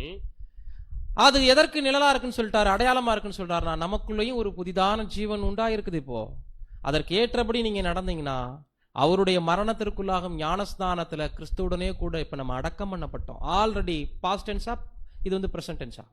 அடக்கம் பண்ண பட்டோம்னா ஒரு மரணம் நமக்குள்ள நடந்துருச்சுங்கிறார் கிறிஸ்துவுடனே கூட. ஆதலால் மரணத்தின் சாயலும் இருக்கு அந்த ஞானஸ்தானத்துல, உயிர்த்தெழுதலின் சாயலும் இருக்கு கர்த்தருடைய ஞானஸ்தானத்துல. அவர் மரிச்சதுக்குள்ளேயும் உயிர்த்தெழுப்பப்பட்டதுக்குள்ளேயும் நம்மளுடைய லைஃபை கனெக்ட் பண்ணி பேசுறாரு. அவருடைய மரணத்தின் சாயலில் இணைக்கப்பட்டோமானால் நிச்சயமாகவே அவர் உயிர்த்தெழுதலின் சாயலிலும் நிச்சயமாக இணைக்கப்பட்டிருக்கும். இவ்விதமாக அன்பான சகோதர சகோதரிகளே, கர்த்தருடைய ஞான ஸ்நானம் முதல் மரணம், பிதாவாகிய தேவன் பிரியப்படுகின்ற பரிசுத்தவான்களுடைய முதல் மரணத்திற்கு, கர்த்தருடைய மரணத்திற்கு மாத்திரமல்ல, கர்த்தருடைய பின்னடியார்களாகிய அனைத்து பரிசுத்தவான்களுடைய மரணத்திற்கும் அருமையானது. அப்ப நம்ம இப்படி கேட்கலாம், 1,44,000 பேரை மாத்திரம் சங்கீதத்தில் 116 நமக்கு வாசித்த ஆதார வசனம் குறிப்பிடுகிறதா? தெரிந்து கொள்ளப்பட்ட எல்லாரையும் குறிக்குதான்னு கேட்டா என்ன சொல்லலாம்? கர்த்தருடைய பரிசுத்தவான்கள்னா அதுல ஒரு உரிமை தரப்படுது இல்லைங்களா? அப்ப அவங்க யாரா மட்டும்தான் இருக்க முடியும்? நல்லா எடுத்துக்கோங்க. நீங்க வேதத்துல பரிசுத்தவான்கள் என்று குறிப்பிடப்பட்டிருக்கக்கூடிய அநேக வசனங்கள் தெரிந்து கொள்ளப்பட்டவர்களுக்கு இருக்கலாம். ஆனா வெற்றி ஜெயம் பெறக்கூடியவர்கள், அவரை திருப்திப்படுத்தினவங்க, அவருக்கு பிரியமானவங்கன்னா கண்டிப்பா அந்த 1,44,000 பேரை ஜெயம் கொண்டவர்களை மட்டுமே குறிப்பிடும்படியாக தான் வார்த்தைகள்லாம் அமைஞ்சிருக்கும். அப்படி பார்க்கும்போது அன்புக்குரிய சகோதர சகோதரிகளை, இதனாலதான் கர்த்தர் ஞானஸ்தானம் எடுக்கும்போது பரத்திலிருந்து தேவனுடைய சத்தம் படிக்கலாம். மத்தேயு 3:17 இருப்பிடத்தை சொல்லாம வசனத்தை டக்கு டக்குன்னு படிங்க பார்ப்போம். அன்றியும் வானத்திலிருந்து ஒரு சத்தம் உண்டாகி, இவர் என்னுடைய நேசகுமாரன், இவரில் பிரியமாய் இருக்கிறேன் என்று உரைத்தது. எனக்காவது திங்க் பண்ணிருக்கீங்களா? கர்த்தருடைய லைஃப்ல 30 வருஷம் கடந்து போயிடுச்சு. அதுல ஏதாவது ஒரு நாள் வானத்திலிருந்து ஒரு சத்தம் உண்டாகி, இவர் என் நேசகுமாரன், இவரில் பிரியமா இருக்கிறேன் என்ற சத்தத்தை பிதாவாகிய தேவன் சொல்லியிருக்கிறாரா? இதுக்கு முன்னாடி இல்ல. இந்த இடத்துல ஏன் கரெக்டா சரியான டைம்ல அவர் ஞானஸ்தானம் எடுக்கும்போது இந்த சத்தம் வந்துச்சு அப்படின்னா, இதுதான் பரிசுத்தவான்களுடைய மரணம் கர்த்தருடைய பார்வைக்கு, அல்லது அந்த வசனம் பிதாவாகிய தேவனை பற்றினது இல்லைங்களா? பிதாவாகிய தேவனுடைய பார்வைக்கு முதல் அருமையான மரணம் கர்த்தர் இயேசுவுடைய மரணம். அது யோர்தானில் நடைபெற்ற மரணம்.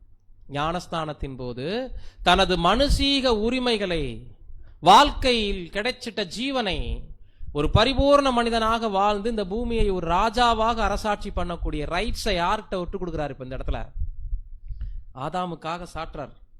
மனுஷீக ஜீவ உரிமைகளை சாட்டுதல், அந்த புத்தகம் படிச்சிருப்பீங்க இல்லையா? வாழ்க்கை உரிமையை கர்த்தர் இயேசு எப்படி ஆதாமுடைய சந்ததிக்காக சாட்டினார். 5th வால்யூம்ல மோஸ்ட்லி அந்த பாயிண்ட் நிறைய வரும், ransom குறிச்சு ரிலேட்டடா இல்லைங்களா? அதுல பார்க்கும்போது ஒரு பரிபூர்ண மனிதனாக அவருடைய சுகபோக லைஃப், நியாயமான உரிமைகள் ஒன்றும் இல்லை, ஒரு பரிபூர்ண மனிதனுக்கு தேவையான சாப்பாடு அவருக்கு கிடைச்சிச்சா அவர் வாழ்ந்துட்ட நாட்கள்ல?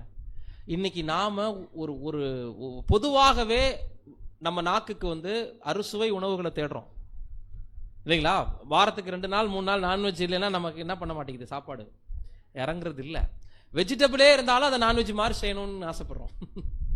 ஆனா அவருக்கு கடுமையான பசி உண்டாகும் பொழுது, பவர் இருந்தும் கல்லுகளை அப்பமாக மாத்தி சாப்பிட அவர் மனசு விரும்பல. சாத்தான் டைவர்ட் பண்ணியும் கல்லை தூக்கி போட்டாரு. இதுதான் மனுஷீக உரிமைகளை விட்டு கொடுக்கிறது.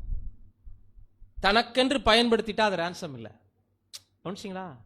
அவர் பரிபூர்ண மனிதன், அவருக்கான அந்த ஒரு சக்தியை தனக்காக அவர் பயன்படுத்திக் கொள்வதற்கு பேரு, அது ஆதாமுக்காக அவர் தன்னுடைய ஜீவனை பலியாக ஆக்குறதாக அர்த்தப்படாது இல்லைங்களா? தூக்கி போட்டார். தன்னை பிரபலமா காட்டக்கூடிய எந்த விஷயத்தையும் அவர் ஏற்றுக்கொள்ளல. தேவாலயத்தினுடைய ஒப்பரிக்கையிலிருந்து கீழே குதிங்க, விஷுவல் ஆயிடும், பிரபலமாயிரும் அந்த சம்பவம். யாரும் அவரை சிலுவையில் ஒப்பு கொடுத்துருக்க மாட்டாங்க. ரொம்ப பெரிய லெவல்ல இருந்திருக்கும் அந்த சம்பவம்.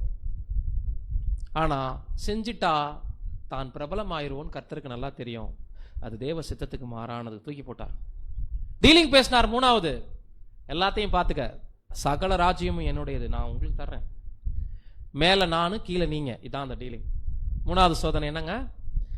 ஆவிக்குரிய விஷயத்த நான் கவனிச்சுக்கிறேன், பூலோக விஷயத்த நீங்க பாத்துக்குங்க. என்னை எதிர்த்து என்கிட்ட சண்டை போட்டு ஏன் நீங்க இப்படி ஒரு ராஜ்யத்தை கிரியேட் பண்ணணும்? ஆல்ரெடி உலகத்தின் அதிபதி நானுன்னு சொல்லிட்டு இருந்தார்.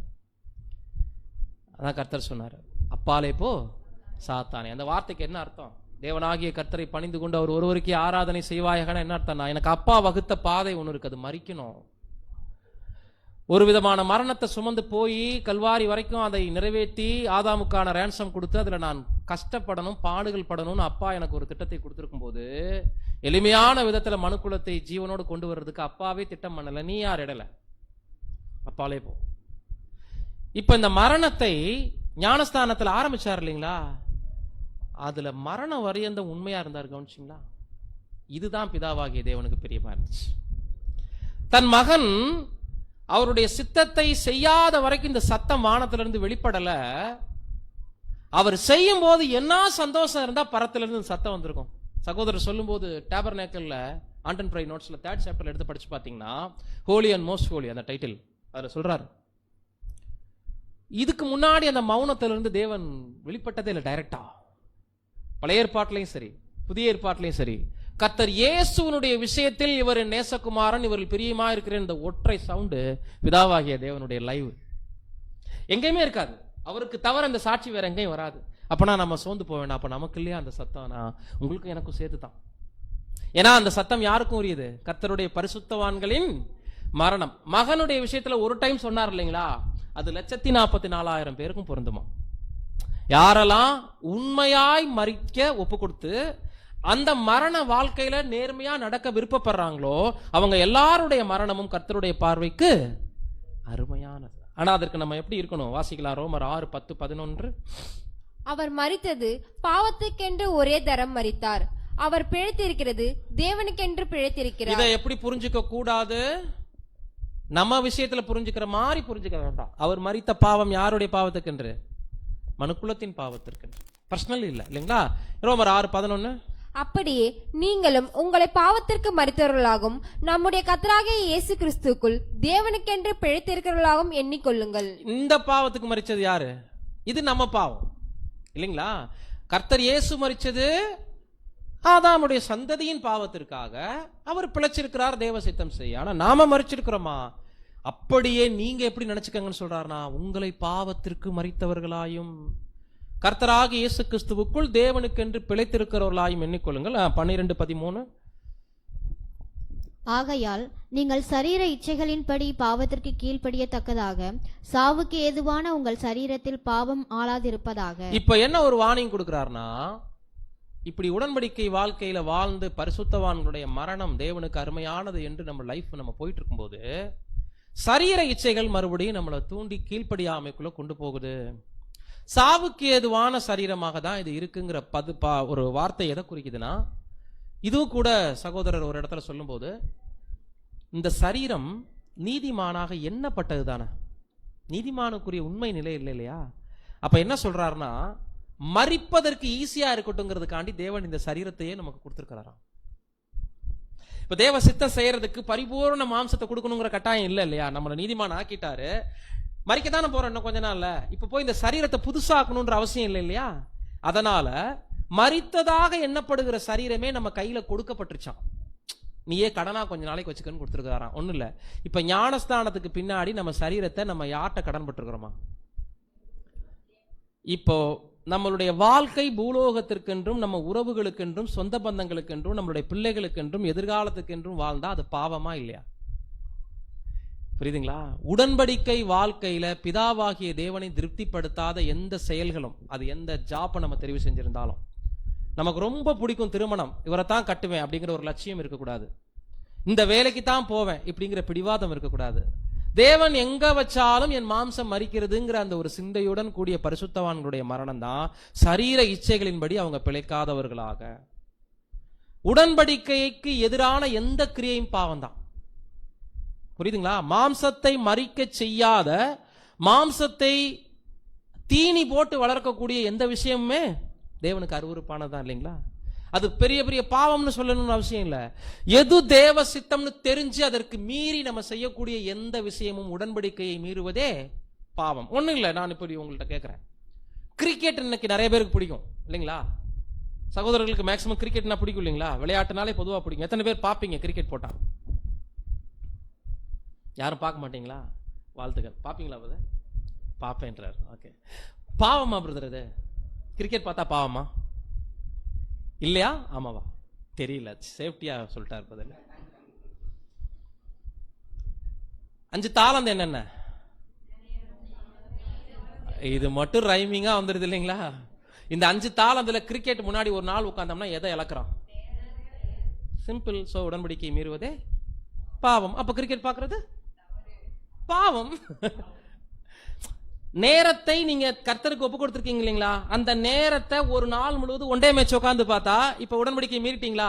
உடன்படிக்கை மீறுவது சந்தேகமே இல்லை. உடன்படிக்கைக்கு எதெல்லாம் இடையூறா இருக்கோ அதெல்லாம் என்னதான்?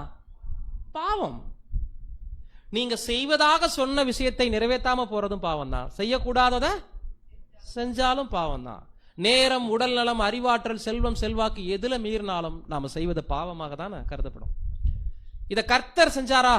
ஒன்றும் இல்லை, அவர்னால யாரு கூட வேணாலும் நேரத்தை டைம் ஸ்பெண்ட் பண்ணிருக்க முடியும் இல்லைங்களா? ஏன் அதிகாலையில் இருட்டோட எந்திரிச்சு தனியாக அப்பா கிட்ட போறாரு? கவனிச்சிங்களா? பரிபூர்ண மனுஷன், பாவமே இல்லை, அவருக்கே அதிகால ஜெபம் மஸ்ட்டுங்க. நான் வேற யார் முகத்திலையும் முழிக்க மாட்டேன் அப்படிதான் அதனுடைய அர்த்தம். நான் போய் முதல்ல யார் முகத்தில் முழிக்கணும்? நம்ம இன்னைக்கு யார் முகத்தில் முழிக்கிறோம்? நான் சொல்றேன், வாட்ஸ்அப் எந்திரிச்சோடனே அரைகுறை தூக்கத்தில் கூட யாராவது சாட்டிங் அனுப்பியிருப்பாங்களா? ஏதாவது நமக்கு செய்தி வந்திருக்குமான்னு டக்குன்னு அதை ஸ்வைப் பண்ணிட்டு தான் என்ன பண்ணுது? நம்ம கை எந்திரிக்குது. விஞ்ஞான வளர்ச்சி ஒரு பக்கம், ஆசீர்வாதம் ஒரு பக்கம், ரொம்ப ஆபத்து இல்லைங்களா? இது இல்லாத நாட்கள்லாம் ரொம்ப அருமையானதா இருந்துச்சு. புக்கு மட்டும்தான் இருக்கும், எந்த பிடிஎஃப்பும் இல்லை, எந்த ஆடியோவும் இல்லை. ஆத்மார்த்தமா போய் மண்ணா படிச்சு ஜெபம் மட்டுமே பண்ணிட்டு எந்திரிச்சு போற நாட்கள் இருந்துச்சு. சகோதரர்களை நேரில் பார்த்தா மட்டும்தான், செல்போன் கூட இல்லாத நாட்கள்லாம் இருந்துச்சு. இன்னைக்கு இவ்வளோ ஆசீர்வாதம் பாதி நன்மைக்கு போகுது, பாதி ஃபார்வேர்ட் ஆயிட்டு இருக்குது. இன்னைக்கு சத்தியம் என்ன ஆயிட்டு இருக்குங்க? Forward forward forward points. சத்தியம் என்ன ஆயிடுச்சு? பாயிண்ட்ஸ் ஆயிடுச்சு. அப்படின்னா அதை சந்தோஷமா பேசிட்டு மட்டும் போற மாதிரி ஆயிடுச்சு. நடைமுறை ரொம்ப முக்கியம் இல்லைங்களா? அதனால மரணம், இப்ப எதெல்லாம் நம்ம மரணம்னு சொல்லலாம் அப்படின்னா, உணர்வுகள் சாகணுங்க. நீங்க புறக்கணிக்கப்படணும். ஒரு பொருட்டே இல்லைன்னு என்ன படணும்? அப்ப மனசு நோகும். பார்த்தீங்களா? எல்லார்ட்டையும் கேட்டாங்க, நம்ம கிட்ட கேட்கலையும் போது மனசுல ஒரு பெயின் வரும். ஸோ இந்த இடத்துல நான் சாகிறேன், நியாயப்படி சாகிறேன். எல்லாரையும் பயன்படுத்துறாங்க, என்னை பயன்படுத்தலைன்னு ஒரு வேளை எண்ணம் தோணுச்சுன்னா மறிக்கிறோம். யாரையோ மாத்திரம் என்கரேஜ் பண்ற மாதிரி நம்மளை ஒதுக்குற மாதிரி ஒரு ஃபீல் ஆகுதா? நம்மளை பத்தி இல்லாததை சொல்றாங்களா?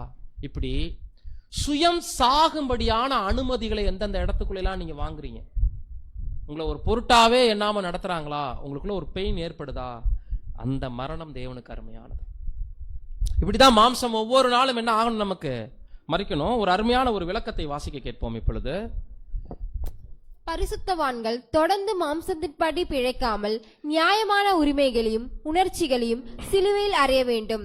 தினசரி சுயம் மரித்து கொண்டே இருப்பது என்பது பற்பல அவமானங்கள், புறக்கணிப்புகள், பாடுகள், நிந்தைகள் இவைகள் மத்தியில் நடந்தே ஆக வேண்டும். ஓகே, அது தப்பா இருக்கு. பூமிக்குரிய சரீரத்தின் உணர்ச்சிகளை முற்றிலும் அழிக்கும் வரைக்கும் மாம்சத்தின்படி நிஜமான மரணம் அல்லது உண்மையான மரணம் நேரிடாது. இதை அட்ரஸ் பண்ண முடியாம போச்சு, இருப்பிடம் சரியா தெரியல. ஆனா உங்களுக்கு இதுல விஷயம் தெளிவா புரியுது இல்லைங்களா? பூமிக்குரிய மரணம் எது வரைக்கும் வராதான்? மாம்சத்தின் உணர்ச்சிகள் முற்றிலும் சாகிற வரைக்கும், அழிக்கிற வரைக்கும் வராது. இப்ப சொல்லுங்க, எந்த மரணம் தேவனுக்கு பிடிச்சிருக்கு? மாம்சத்தின் மரணமா, மாம்ச சித்தத்தின் மரணமா? ரெண்டுமே. மாம்ச சித்தத்தின் மரணம் சிலுவையை தூக்குற இடம், மாம்சம் மரிக்கிற இடம் ஜீவனை விடுற இடம். அப்படி வச்சுக்கோங்க. அல்லது இப்படி சொல்லலாம், கர்த்தருடைய ஞான ஸ்நானம் அல்லது நமது ஞான ஸ்நானம் மாம்ச சித்தத்திற்கு மரிக்கிற இடம், நமது மரணத்தின் முடிவு மாம்சமே மரிக்கிற இடம். சரி, உங்கள் மாம்சத்தின் மரணத்தை எனக்கு கொடுங்க, அதுல பிரியமா இருக்கிறேன்னு சொன்னா நமக்கு ஈஸியா இருக்குமா கஷ்டமா இருக்குமா? ஒண்ணும் இல்ல. இன்னைக்கு உடன்படிக்கை செஞ்சுட்டு நாளைக்கு பரலோகம் அப்படின்னா சாவுக்கு எத்தனை பேர் ஈஸியா டோக்கன் வாங்கி நிற்போம்? ஐயோ முதல்ல என்ன வெட்டுங்க, என்ன முதல்ல சுடுங்க, நிறைய வேலை இருக்கு, நான் போறேன், இங்க இவங்களோடலாம் என்னால் இருக்க முடியாது. இன்னைக்கு ஞானஸ்தானம் எடுத்தா நாளைக்கு பரலோகம்னு ஒரு அனௌன்ஸ்மெண்ட் வந்திருக்கட்டுமே. சபை வாய்ப்பு நமக்கெல்லாம் வந்திருக்கும்னு நினைக்கிறீங்க? யார்கிட்டயே முடிஞ்சிருக்கும். முன்பு யூதரிலும் பின்பு கிரேக்கரிலும் வந்திருக்கு இல்லைங்களா? அந்த கிரேக்கரே வந்திருக்க மாட்டாங்க, அப்புறம் எங்கிட்டு நம்மலாம் வர்றது? யூதரிலும்னே முடிஞ்சிருக்கும். அந்த கிபி 70க்கு பின்னாடி இங்கிட்டலாம் வந்திருக்க வேண்டிய வேலையே இருந்திருக்காது, அங்கேயே முடிஞ்சிருக்கும் எல்லாமே. ஏன்னா 144,000 பேருடைய சாவு தேவன் விரும்பிட்டார் இல்லையா? நேத்து ஞான ஸ்நானம், இன்னைக்கு எப்படி வேணாலும் செத்துக்கங்க, ஆனா சீக்கிரம் பரலோகத்துக்கு வாங்கன்னு சொன்னா எல்லாம் சூசைட் பண்ணிக்கிட்டோ, ஏதோ மருந்தை குடிச்சிட்டோ, ஏதோ போய் படுத்து ஈஸியா செத்து போயிடலாம். மனுஷனுக்கு சாவு மூச்சு காத்த நிறுத்துறது கொஞ்ச நேரம் தான், அது கஷ்டமே இல்லை. அப்ப தேவன் கேட்பாரு, எவ்வளவு ஈஸி உங்களுக்கு, அது எனக்கு வேண்டாம். உங்களை நான் உயிரோட கொஞ்ச நாள் வைப்பேன், இந்த நாள்ல நிறைய கசப்பான அனுபவங்களை நீங்க வாங்கணும். என் மகனை பார்த்துக்கங்க, அவருக்கு சாதகமான பூமி நான் தரல.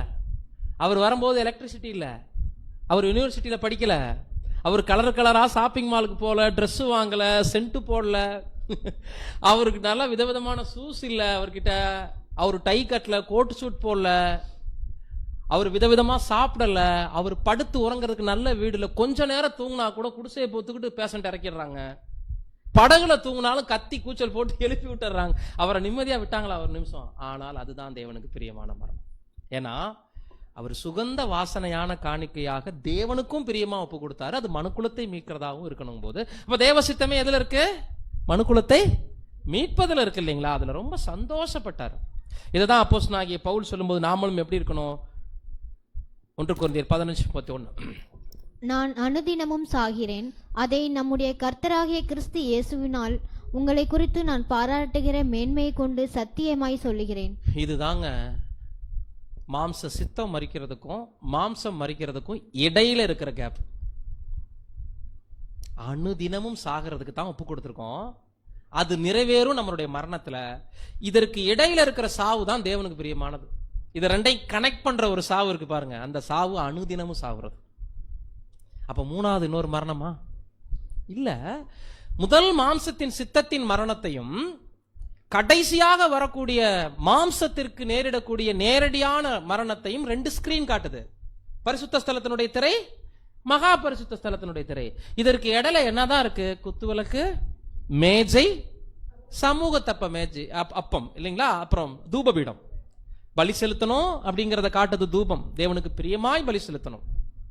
குத்துவிளக்கு சுயபலத்தால முடியாது, தேவனுடைய ஆவியை அதிகம் வாங்குங்க, திரிய கட் பண்ணுங்க, கருகி போனதை வெட்டி எரிங்க, உள்ளார்ந்த மனிதர்கள் அதிகம் பலப்படுங்க, சுத்திகரிச்சு கொண்டே இருங்க, அது காட்டுது குத்துவிளக்கு. அதிகம் ஆவியில நிறைஞ்சிருங்க. மேஜை, அப்படி தேவன் உங்களை சும்மா விட்டுறது இல்ல, பலமான ஆகாரத்தை அடுக்கடுக்கா கொடுத்துட்டு இருக்கிறார். சாப்பிட்டுட்டே இருங்க.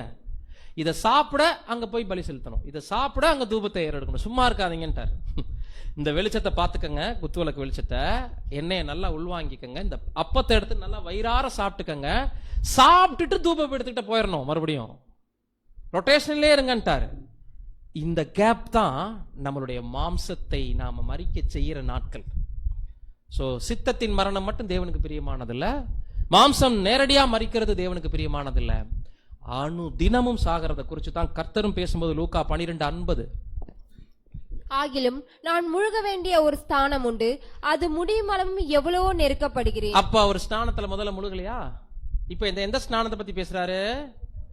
முழுகி இருக்கிறார் ஒரு ஞான ஸ்நானத்துல, முழுக வேண்டிய ஒரு ஸ்நானம் இனிமே வரப்போகுது, அது வரைக்கும் நெருக்கப்படுகிறேன் தான் அந்த பரிசுத்த ஸ்தலத்தினுடைய லைஃப்.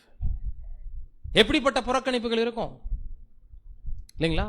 சகோதரர் ரசல் அவர்கள் குறிப்பிடும் போது 3 விதமாக தகனங்கள் நடக்கும் பாவ நிவாரண பலியின் அன்று. ஒரு தகனம் பாளையத்துக்கு புறம்பே மிருகத்தினுடைய கழிவுகள் சுட்டரிக்கப்படும், சாணி, தோல், உடல் உறுப்புகள். 2வது தகனம் பலிபீடத்தின் மேல கொழுப்புகள், சுகந்த வாசனைக்குரிய பொருட்களை போன்ற உயிருள்ள பொருட்களை சுட்டரிப்பாங்க, அதுக்கு பிரியாணி ஸ்மெல் மாதிரி வரும். 3வது பாவ நிவாரண பலியில ஒரு வாசனை இருக்கும், அது தூபத்தில் காணப்படக்கூடிய சுகந்த வர்க்கங்களுடைய தகனம். 3யுமே நெருப்பு தான் சுட்டரிக்குது. இப்போ இதை 3ஐயும் சுட்டரிக்கிற நெருப்பு நம்மளுடைய உபத்திரவத்தை சொல்றார். உலகத்தின் பார்வைக்கு இல்ல, அது துர்நாற்றம் வீசும், பாளையத்துல சுட்டரிக்கிறது. நம்ம பலி உலகம் எப்படி பார்ப்பாங்க? சி, அருவருப்பு, என்ன வேலை வெட்டி இல்லாம வாலிப பிள்ளைகள்லாம் போய் இங்க உட்காந்துக்கிட்டு, வாழ்க்கை எவ்வளவோ வாழ்றதுக்கு சந்தோஷமான லைஃப் இருக்கு, இங்க போய் வேஸ்ட் பண்ணிட்டு பைபிள் கிளாஸ் போறீங்களேம்பாங்க. வரப்போற ராஜ்யம் இந்த உலகத்தை தலைகீழாக்க போறது அவங்களுக்கு எல்லாம் தெரியாது. அதான் இஸ்ரேல் ஜனங்கள் மூக்க பொத்திட்டு போவாங்களாம் அந்த உடல் உறுப்புகள் எரியும் போது பாளையத்துக்கு புறம்பே. அதே காலை வெள்ளாட்டுக்கடானுடைய உடல் உறுப்புகளை பலிபீடத்துல சுகந்த வாசனையாக பிரியாணி ஸ்மெல் மாதிரி வரும்னு சொன்னோம் இல்லைங்களா? இது உடன் பரிசுத்தவானுடைய பார்வையில அர்ப்பணிப்பு எப்படி இருக்குங்கிறத 2வது வியூ. இதே பலி 3வது தூப பீடத்துல புகையுது பாருங்க, அங்க தூப வர்க்கமா புகையுது. இது பிதாவாகிய தேவன் உங்களை என்ன எப்படி பாக்குறாருன்னா, நம்ம பலி உலகத்தின் பார்வையில மாதிரி அசுத்தமா இல்ல, பரிசுத்தவான்கள் பார்வையில மாதிரி ஓரளவுக்கு புரிதலோடும் கூட இல்ல, அப்பாவுடைய பார்வை விரும்பி பாக்குறாரு, புகஞ்சுக்கிட்டே இருக்கணுங்கிறாரு. எப்படின்னா, கடைசி டிராப், அந்த கடைசி தூள் தூப வர்க்கத்தை இப்படி கை நிறைய எடுத்து பிரதான ஆசாரி நெருப்புல போடுறாருன்னா அதனுடைய லாஸ்ட் துளி விழுகிற வரைக்கும் நம்ம லைஃப் புகையணும். அதுக்கு மாம்சத்தின் சுயம் எவ்வளவு சாகணும். சோ அந்த நெருப்புகள் சொல்றாரு, புது சிருஷ்டியை புடமிடும்படி, புது சிருஷ்டியை எல்லா விஷயத்திலும் தயார்படுத்தும்படி தேவனே அனுமதிக்கிற சோதனைகளா இருக்கணும் நம்ம லைஃப்ல. ரொம்ப பாடுகளா இருக்கு பிரதர்பாங்க சிலர். என்ன பிரதர், ஒரே கடை, ஒரே பிரச்சனை, போராட்டமா இருக்கு. என்ன பிரதர், உடம்பு முடியல, சொந்தக்காரங்களோட சண்டை. இது புது சிருஷ்டிக்குரிய பாடுகளா? அவனவன் தன் இச்சையின்படி இழுக்கப்பட்டு சோதிக்கப்படுகிற சோதனை. ஊரே கடை வாங்கி மதியனமா வச்சுட்டு அதை சோதனைன்னு சொல்லக்கூடாது. புரியுதுங்களா? பிரதர் என்ன சொல்றாருன்னா, புது சிருஷ்டியின் சோதனை எப்படி இருக்கும்னா, உங்க குணநலங்களை தேவன் கிட்ட நெருக்கமா கொண்டு போய் சேர்க்கிற மாதிரி சோதனையா இருக்கணும். அதுதான் அந்த தூபத்தை எரித்த நெருப்பு. இது உலகத்துக்கு அற்பமா இருக்கும், அதான் அவங்க மூக்க பொத்திட்டு போறாங்க. ஆனா பிதாவாகிய தேவன் சுகந்த வாசனையாக அதை பார்க்கிறார். இதை செஞ்சுக்கிட்டே இருந்தார் கர்த்தராகிய இயேசு கிறிஸ்து. அப்படி செஞ்சுட்டே இருக்கும்போது ஒரு டைம் வந்துச்சு, அவருடைய மாம்சத்தின் நிஜமான மரணம் நிறைவேறுச்சு. புரியுதுங்களா? பாருங்க, தேவாலயத்தினுடைய திரைச்சீலை அவர் மறிக்கும் பொழுது மேல் தொடங்கி கீழாக கிழிஞ்சது. எப்படி சாத்தியம்? கீழே இருந்து இப்படி கிழிக்கலாம், மேல இருந்து கிளியுமா? என்ன நடந்திருக்கு? அங்கதான் சொல்றாரு, தெய்வீக வல்லமை கிரியை செய்தது. தெய்வீக வல்லமை கிரியை செஞ்சு பிரதான ஆசாரியர்களும் வேதபாரர்களும் இந்த ஸ்கிரீனை கீழ இருந்து கிழிச்சிட்டதா சொல்லிடக்கூடாதுன்னு தேவன் மேல இருந்து கிழிக்க பண்ணார். ஏன்னா லாசர் உயிர் தெழுதல் வரைக்கும் அங்க பிளான் போயிட்டு இருக்கு. அவரை கொன்னுட்டா இவர் உயிர் தெழுதுனதே இல்லைன்னு ஆயிரும் அப்படின்ட்டு அவ்வளவு பிளான் பண்ணாங்க இல்லைங்களா. பிரதான ஆசாரியர்களுக்கு கர்த்தர் இயேசுவை எப்படியாவது யாரும் அறிஞ்சிடக்கூடாதுங்கிற வேலையிலேயே அவங்க காலத்தை தள்ளினாங்க. இதுல கூட அருமையான விஷயம் இருக்கு பாருங்க. நம்ம யாருன்றதை வெளிப்படுத்துறதுக்கு நம்ம பிரயாசப்படணும். இன்னொருத்தவங்களை யாருன்னு வெளிப்படுத்திக்கிட்டே இருந்தா நம்ம தான் ஏமாந்து போவோம் அப்படின்றது அதுல தெளிவான ஒரு காரியமா இருக்கு பாருங்க. மேல் தொடங்கி கீழே கிளிய பண்ணி தேவனுடைய வல்லமையை வெளிப்படுத்தினார்னா இந்த ஸ்கிரீன் கர்த்தருடைய நேரடி சரீரம். கல்வாரியில நிறைவடைந்த அவருடைய மாம்சத்தின் நிஜமான மரணம். இதைதான் அப்போ எபிரேயர் 10:19 வாசிக்கிறோம். ஆகையால் சகோதரரே, நாம் பரிசுத்த ஸ்தலத்தில் பிரவேசிப்பதற்கு இயேசுவானவர் தமது மாம்சமாகிய திரையின் வழியாய் புதிதும் ஜீவனமான மார்க்கத்தை நமக்கு உண்டு பண்ணினபடியால். இதற்கு சகோதரர் அவர்கள் விளக்கம் கொடுக்கும்போது, இந்த ஸ்கிரீன் மேல இருந்து கீழாக கிளியும் போது உள்ள இருந்த பொருட்களை எல்லாம் ஆசாரியர்கள் ஃபர்ஸ்ட் டைம் பாக்குறாங்களாம். வெளியில இருந்த ஆசாரியர்கள் உடன்படிக்கை பெட்டியை பார்த்துட்டாங்க. ஏன்னா ஸ்கிரீன் என்ன ஆயிடுச்சு, இதுவரைக்கும் உடன்படிக்கை பெட்டிய மகா பரிசுத்த ஸ்தலத்துக்குள்ள இருக்கக்கூடிய விதமாக யாரும் பார்க்கல. யார் மட்டும்தான் பார்த்துட்டு இருந்தாங்கன்னா பிரதான ஆசாரியன் பார்ப்பார், பாவ நிவாரண பலி என்று. மற்ற நாள்ல போவாங்க. இதை நம்ம எப்படி புரிஞ்சுக்கணும்னா, ஒரு பிரதான ஆசாரியனுடைய பார்வையில இருந்து பார்க்கிற மாதிரி வியூ கிடைக்கல. இப்ப ஸ்கிரீன் கிழிஞ்சு இது தெரிஞ்சது என்ன சொல்றாருன்னா, பரம அழைப்பை கர்த்தருடைய நேரடியான சரீரம் பலியிடப்பட்டதன் மூலம் நமக்கு தேவன் திறந்து வச்சார். இந்த சரீரத்தின் வழியாக தான் தேவன் கர்த்தர் இயேசு மூலம் நமக்கு ஒரு புதிதும் ஜீவனுமான மார்க்கத்தை என்ன பண்ணிருக்கிறாரு.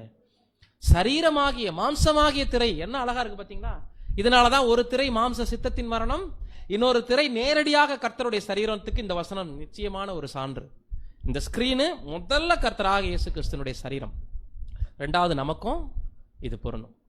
அப்ப அவருடைய தூபத்தை அவர் ஏறெடுத்து போதும் போதும் சொல்ற அளவுக்கு புகை எழுப்பி இருக்கிறார். பரிசுத்த ஸ்தலத்துக்கு முன்னாடி நின்று மகா பரிசுத்த ஸ்தலத்துக்குள்ள போறதுக்கு முன்னாடி அந்த புகை நெருப்புல எலும்ப எலும்ப எலும்ப எலும்ப எலும்ப போட்டுக்கிட்டே இருக்கிறார். ஓவர் ஃபுல் ஆகணும்.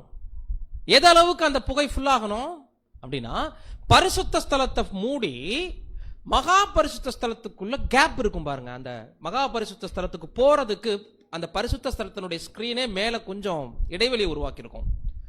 அது வழியா அந்த புகை கசிஞ்சு போய் உடன்படிக்கை பெட்டியை ஃபுல்லா மூடிடணும். இப்போ பரிசுத்த ஸ்தலமும் எப்படி இருக்கும், மகா பரிசுத்த ஸ்தலமும் எப்படி இருக்கும். அந்த நாள்ல பிரதான ஆசாரியன் உள்ள போறதுக்கு முன்னாடி புகமண்டலமா இருக்கும். யாரும் எதுவுமே தெரியாது இல்லைங்களா. இதுதான் கர்த்தருடைய 3 வருஷ லைஃப் பிதாவுக்கு பிரியமான இருந்தனால அதை பற்றின சாட்சி தான் அந்த புகையாம. மகனே, நீங்க ரொம்ப என்னை திருப்திப்படுத்திட்டீங்க, போதும், இனிமே நீங்க என்ன பண்ணாதீங்க, கீழே இருக்காதீங்க, அது உங்களுடைய வேலையே இல்லை, முடிச்சிட்டீங்க. இந்த அளவுக்கு என்னை யாரும் திருப்திப்படுத்த முடியாது, மேல வந்துருங்கன்னு தேவன் கூப்பிடுற அளவுக்கு அவரை பற்றின சாட்சி ஓவர் ஃபுல்லாகி மோஸ்ட் ஹோலிலையும் போய் ஃபுல்லா கவர் ஆயிடுச்சு. பரிசுத்த ஸ்தலம் மகா பரிசுத்த ஸ்தலம் ரெண்டும் கவர் ஆனதுதான் அவர் பிரியமானபடி தேவனுக்கு ஒப்பு கொடுத்ததான் சொன்னார். பிதாவுக்கு பிரியமானதை நான் செய்கிறபடியினால் அவர் என்னை தனியே இருக்க விடவில்லை. 3 வருஷ ஊழியத்தில் கர்த்தர் இயேசுவை பற்றின ஸ்டேட்மெண்ட் இது. தனக்கு தானே சொல்றாரு. பிதா சொல்றாரு, இவர் நேசகுமாரன், இவரில் பிரியமா இருக்கு. 2 பேருக்கு ஒத்த கருத்து. அப்பாவும் மகனுடைய விஷயத்துல பிரியப்படுறேன்றாரு, மகனும் அப்பாவுக்கு பிரியமானதை எப்போது செஞ்சுட்டு இருக்கேங்கிறாரு. 3 வருஷம் அந்த அளவுக்கு பிரியமா இருந்திருக்கு பாருங்க. இப்போ மகா பரிசுத்த ஸ்தலத்தினுடைய என்ட்ரன்ஸ் எண்ணிக்கைங்க தூண்களை எத்தனை இருக்கு? 4 தூண்கள் இருக்குங்களா? இல்ல, மகா பரிசுத்த ஸ்தலத்துக்கு, பரிசுத்த ஸ்தலத்துக்கு தான் 5. இதுக்கு கேப் எத்தனை? 3. 4 3 7. மைண்ட்ல வச்சுக்கோங்க. இப்போ நாமளும் அந்த ஒரு மகா பரிசுத்த ஸ்தலத்தினுடைய திரை கிட்ட வந்துட்டோமா இல்லையா? நம்ம லைஃப் இப்ப எப்படி இருக்குன்னு கேட்டா நம்ம என்ன சொல்லலாம்? பரிசுத்த ஸ்தலத்தினுடைய திரைக்கிட்டே இருக்கமா, மகா பரிசுத்த திரைக்கிட்ட வந்துட்டோமா, அல்ல வந்துகிட்டே இருக்கமா, சீக்கிரம் போயிருவோமா, என்ன சொல்லலாம் நம்ம? அவங்க மனசாட்சி தான் அதுக்கு பதில் சொல்லணும். நான் ரொம்ப நெருங்கிட்டேன் பிரதர் மகா பரிசுத்த அந்த திரைக்கிட்ட அப்படின்னு சிலருடைய மனசாட்சி சொல்லுச்சுன்னா அவங்க தேவனுக்கு பிரியமானதை செஞ்சுட்டே ரொம்ப நெருங்கிட்டாங்கன்னு அர்த்தம். இல்ல பிரதர், இன்னும் இந்த ஸ்கிரீன்ல இருந்து நான் அந்த பக்கம் என்ன பண்ண முடியல, தாண்டவே முடியல, இன்னும் குத்துவிளக்கு கிட்ட மட்டுமே நின்னுக்கிட்டே இருக்கிறேன், முறையா கூட என்னால டேபிள் கிட்ட கூட போக முடியல, தூபத்தை ஏறெடுக்க முடியல. நம்ம உடன்படிக்கை வாழ்க்கையில எல்லாரும் என்ன பண்ணிட்டு இருப்போம், முன்ன பின்ன இருப்போம். இதுக்கு இடையூறா இருக்கிறது என்னங்க? அந்த மாம்சத்தின் சிந்தை. இதுதான் திரள் கூட்டம் சபையை முன்னேறவே விடாது. சபை என்ன பண்ணும்னா திரள் கூட்டத்தை எப்படியாவது இழுக்கணும்னு பார்க்கும். திரள் கூட்டம் என்ன பண்ணும்னா எப்படியாவது அது இஷ்டத்துக்கு சபையை இழுக்கணும்னு பார்க்கும். இப்ப பரிசுத்த ஸ்தலத்துக்குள்ள வந்துட்ட பின்னாடி நமக்கான சோதனை உலகமா, பெயர் சபையா, திரள் கூட்டமா? இதை நீங்க எதிர்பார்த்திருக்க மாட்டீங்க.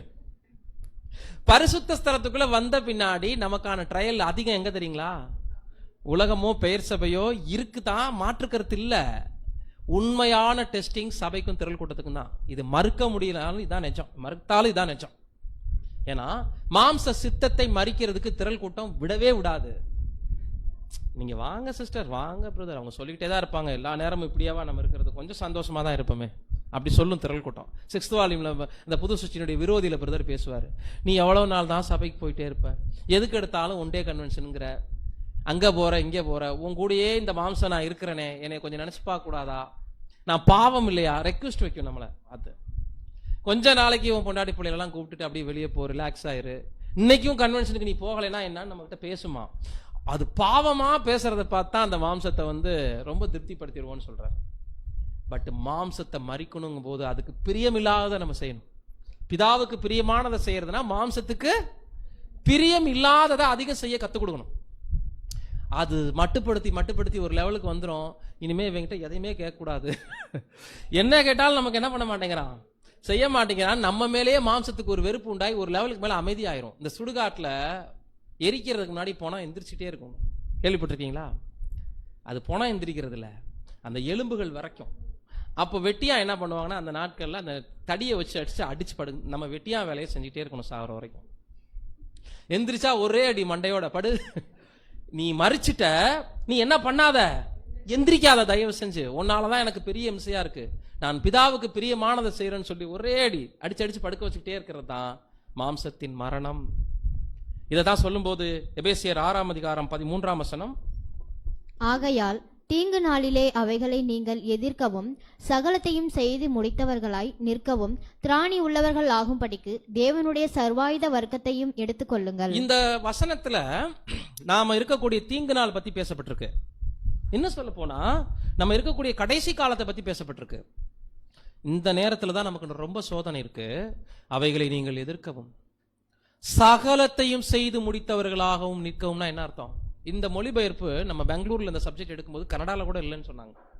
தமிழ்ல இருந்ததை பார்த்துட்டு ரொம்ப ஆச்சரியப்பட்டாங்க. சகலத்தையும் கனடால என்ன இருக்கு தெரியுங்களா? ஓரளவுக்கு செய்து முடித்தவர்களாகவும் இருக்கான். ஏதோ செய் அப்படின்னா அப்ப மாம்சீகத்தை மறிக்க செய்யறது ஒரு அளவுக்கு செய்யலாமா அப்படி போட்டிருக்காங்க பாருங்க, ரொம்ப ஈஸியா. ஆனா உண்மையான பரிசுத்தவான்கள்ட்ட தேவன் எதிர்பார்க்கிறது சகலம்னா என்ன அர்த்தம்? 99%. 9க்கே வேலை இல்லைங்க, 100%. சகலமும் செஞ்சிருங்க அப்படின்னா கர்த்தர் இயேசு பிதாவை பிரியப்படுத்தி உள்ள போனாரு, நாமளும் அப்படி பிரியப்படுத்தலைன்னா உள்ள போக முடியாது. இப்ப இந்த மகா பரிசுத்த ஸ்தலத்தினுடைய ஸ்கிரீன்ல இருக்கக்கூடிய கால் பாதங்களை கவனிச்சிங்களா? வெள்ளி மாறிச்சா? என்ன கெஸ் பண்றீங்க? ஏன் பரிசுத்த ஸ்தலத்துக்கு காப்பர் பாதங்கள், மகா பரிசுத்த ஸ்தலத்துக்கு வெள்ளி பாதங்கள்? என்ன கெஸ் பண்றீங்க? எப்படி? தற்காலிக நிலை, மாம்சீக நிலை. ஓகே, வெள்ளி சத்தியம். வெள்ளி சத்தியம், நீங்க மாற்றலாம் யோசிக்க கூடாது. சத்தியம் அது என்ன பேசிக்கோ அதை சொல்லுங்க. வெள்ளி சத்தியம். இப்ப என்ன, எப்படி நம்ம விஷயத்துல அதை நம்ம சேஞ்ச் பண்ணி புரிஞ்சுக்கிறது அப்படின்னா, காப்பர் மாம்சத்தை மறிக்க ஒப்பு கொடுத்தீங்க இல்லைங்களா, அது மறிச்சுக்கிட்டே சகலத்தையும் செய்து முடிக்கும் போது சத்தியத்திலேயே நம்ம லைஃப் மாறிடுமா, வெள்ளியா மாறிடுறோம். இப்ப காப்பர் பாதை நம்ம கிட்ட என்ன அர்த்தம்னா, இனிமேல் இந்த மாம்சத்துல உங்களை நான் வைக்க மாட்டேன், ஏன்னா நீங்க என்ன பண்ணிட்டீங்கன்னா உங்க லைஃப வெள்ளியில மாத்திட்டீங்கன்னு சொல்றாரு தேவன். சாகும்போது ஒவ்வொரு பரிசுத்தவான்களுடைய மரணமும் எப்படி இருக்கும்னா சத்தியத்துல பூரணப்பட்டிருப்பாங்க. சத்தியத்துல பூரணப்படாமல் மரணம் நமக்கு வராது. இப்போ நிறைய பேர் கொரோனால மறிச்சிருப்பாங்க, சில சகோதரர்கள் வியாதிப்பட்டு மறிச்சிருக்காங்க, சில சகோதரர்கள் ஆக்சிடென்ட்ல கூட செத்துருக்காங்க, செத்து போய் பிரேதம் கூட கிடைக்கலங்கிற மாதிரி சிலருடைய மரணம் எல்லாம் சில மாதங்களுக்கு முன்னாடி நடந்துச்சு. நம்ம ஐக்கியத்துல உணர்ச்சி வசத்துல நிறைய பேசுவோம். இந்த பிரதர் பரலோகம் போயிருப்பாருன்னு உணர்ச்சி வசத்துல சொல்றாங்க, பிரேயர் பண்ணும்போது பயன்படுத்துவாங்க. நோ நோ நோ, பரிசுத்தவான்கள் தெளிவா இருக்கணும். யாருடைய மரணத்திலையும் உணர்ச்சி வசப்பட்டு அவர் ஓட்டத்தை முடிச்சிருப்பாருன்னு வேணா சொல்லலாமே தவிர அவர் பரலோகம் போயிருப்பாரு, கர்த்தருடைய அவயமாயிருப்பாருன்னு சொல்லி தீர்ப்பிட வேண்டாம். அவர் திரள் கூட்டமாக தான் போவார்னு சொல்லிட வேண்டாம். 2ஆம் மரணம் போயிருப்பாங்கன்னு சொல்லிடவும் வேண்டாம். அது நியாய தீர்ப்பை நம்ம கையில் எடுத்த மாதிரி ஆயிரும். நம்மளுடைய நாகரிகமான வார்த்தை ஒருத்தர் மறிச்சாங்கன்னா கிறிஸ்துவுக்குள் அவர் நித்திரை அடைந்திருக்கிறார், அவ்வளவுதான். அவர் பூமிக்குரிய ஓட்டத்தை முடிச்சிட்டாரு. நீதியுள்ள நியாயாதிபதி என்னவோ அதை அவர் கொடுப்பாரு. இவ்வளவுதான் நம்மளுடைய பிரயாசமா இருக்கணும், புரிதலா இருக்கணும். ஆனா உண்மை பரிசுத்தவானுடைய மரணம் அவ்வளவு ரகசியமாலாம் இருக்காது. ஏன் செத்தாருன்னே தெரியாமலாம் இருக்காது. ஏன்னா அவங்க லைஃபை பத்தி சுத்தி இருக்கிறவங்களும் அவரோட பயணிச்ச நெருக்கமான பிரதர் சிஸ்டர்ஸும் இன்னும் சொல்ல போனா ஒரு எக்லிஷா ஃபீல் பண்ணும் அவரோட இல்லாம இருக்கிறத. பிரதர், அந்த சகோதரன் இருந்த வரைக்கும் பிரதர் என்னை இவ்வளோ விட்டு கொடுப்பாரு, என்கிட்ட இவ்வளோ நெருங்குவாரு, என் மேல அவ்வளோ அன்பா இருந்தாரு, எல்லாருடைய ஆவிக்குரிய தேவைகளையும் அந்த சகோதரன் அவ்வளோ அக்கறை எடுத்துக்குவாரு. அவர் இல்லாததை எங்களால நினைச்சு பார்க்க முடியலேன்னு ஒருத்தர் மறிச்ச பின்னாடி அந்த எக்லிஷால யாராவது கண் கசக்குனாங்கன்னா அது சொல்லலாம் பரிசுத்தவான்களுடைய மரணம்.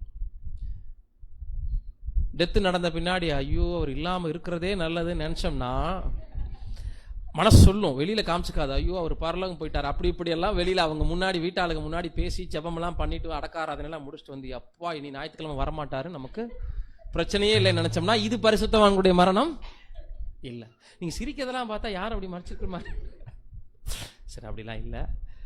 இப்போ வெள்ளியாக நம்ம லைஃப் என்ன ஆயிரணும், கம்ப்ளீட்டா என்ன இருக்கணும், 100% மாறும்போது தான் இன்னொரு சாட்சி வருது பாருங்க. மத்தேயு 17:5. அவன் பேசுகையில், இதோ ஒளியுள்ள ஒரு மேகம் அவர்கள் மேல் நிழலிட்டது. இவர் என்னுடைய நேசகுமாரன், இவரில் பிரியமாயிருக்கிறேன், இவருக்கு செவி கொடுங்கள் என்ற அந்த மேகத்திலிருந்து ஒரு சத்தம் உண்டாயிற்று. என்ன கெஸ் பண்றீங்க? சேம் வார்த்தை, சேம் சாட்சி தான். மறுரூப மலையில மோசே எலியாவோடு காட்டப்பட்ட விஷுவல்ல பேதுரு யோவான் யாக்கோபுக்கு முன்னாடி நடந்துட்ட ஒரு விஷுவல் இது. இந்த இடத்துல பிதாவாகிய தேவன் ஏன் 2ஆம் தரம் மௌனத்திலிருந்து வெளிப்பட்டார்? என்ன கெஸ் பண்றீங்க? ஞானஸ்தானத்தின் போது மரணத்தை காட்டின அடையாளம் இருந்துச்சு, சோ அங்க சொன்னாரு, நியாயம் இருந்துச்சு. இங்க ஏன் செகண்ட் டைம் வார்த்தை மாறாத சாட்சி வெளிப்பட்டது? என்ன கெஸ் பண்றீங்க? 2 தடவைக்கு மேல இந்த வார்த்தை வரல, அதையும் பார்த்துக்குங்க. நான் ஒரு க்ளூ கொடுத்துட்டேன் இப்போ உங்களுக்கு. இந்த சாட்சி 2 தடவைக்கு மேல வரல, அப்ப என்னவா இருக்கலாம்? பாடமே பதில் சொல்லிட்டு தான் நான் கேள்வியே கேட்கிறேன். 2 ஸ்கிரீன் தாங்க. ஒரு ஸ்கிரீனு மாம்ச சித்தத்தின், இன்னொரு ஸ்கிரீனு மாம்சமே மறிக்கணும். இப்ப பிதாவாகிய தேவன் 2 இடத்துல பிரியப்படுறாரா? அதுக்கான 2வது சாட்சி தான். அப்ப நம்ம கேட்கலாம், ஞான் எப்படி இந்த சத்தம் எங்க வந்திருக்கணும்? கல்வாரியில பிதாவே என் ஜீவனை என் ஆவியை ஒப்படைக்கிறேன்னு சொன்ன இடத்துல வந்திருக்கணுமா இல்லைங்களா? ஏன் இந்த இடத்துல வந்துச்சு அட்வான்ஸா? இதுக்கு என்ன யோசிக்கிறீங்க? இல்ல ஒருத்தரா சொல்லுங்க.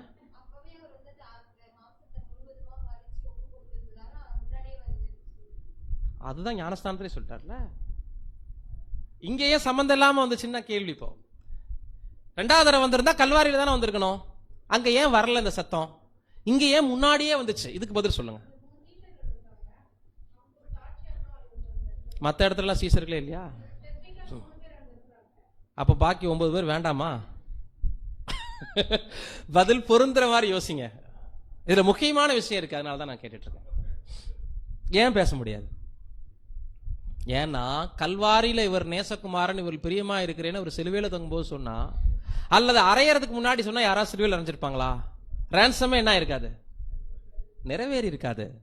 2வது முக்கியமான ரீசன், பிதாவாகிய தேவன் அவரை கைவிட்டிருந்தார் கெத்சமனையிலிருந்தே. எவ்வளவு நேரம் நமக்கு தெரியாது, பட் கெத்சமனையிலிருந்தே உறவுகள் துண்டிக்கப்பட்டது என்பது பிரதர் ரசலுடைய கருத்து.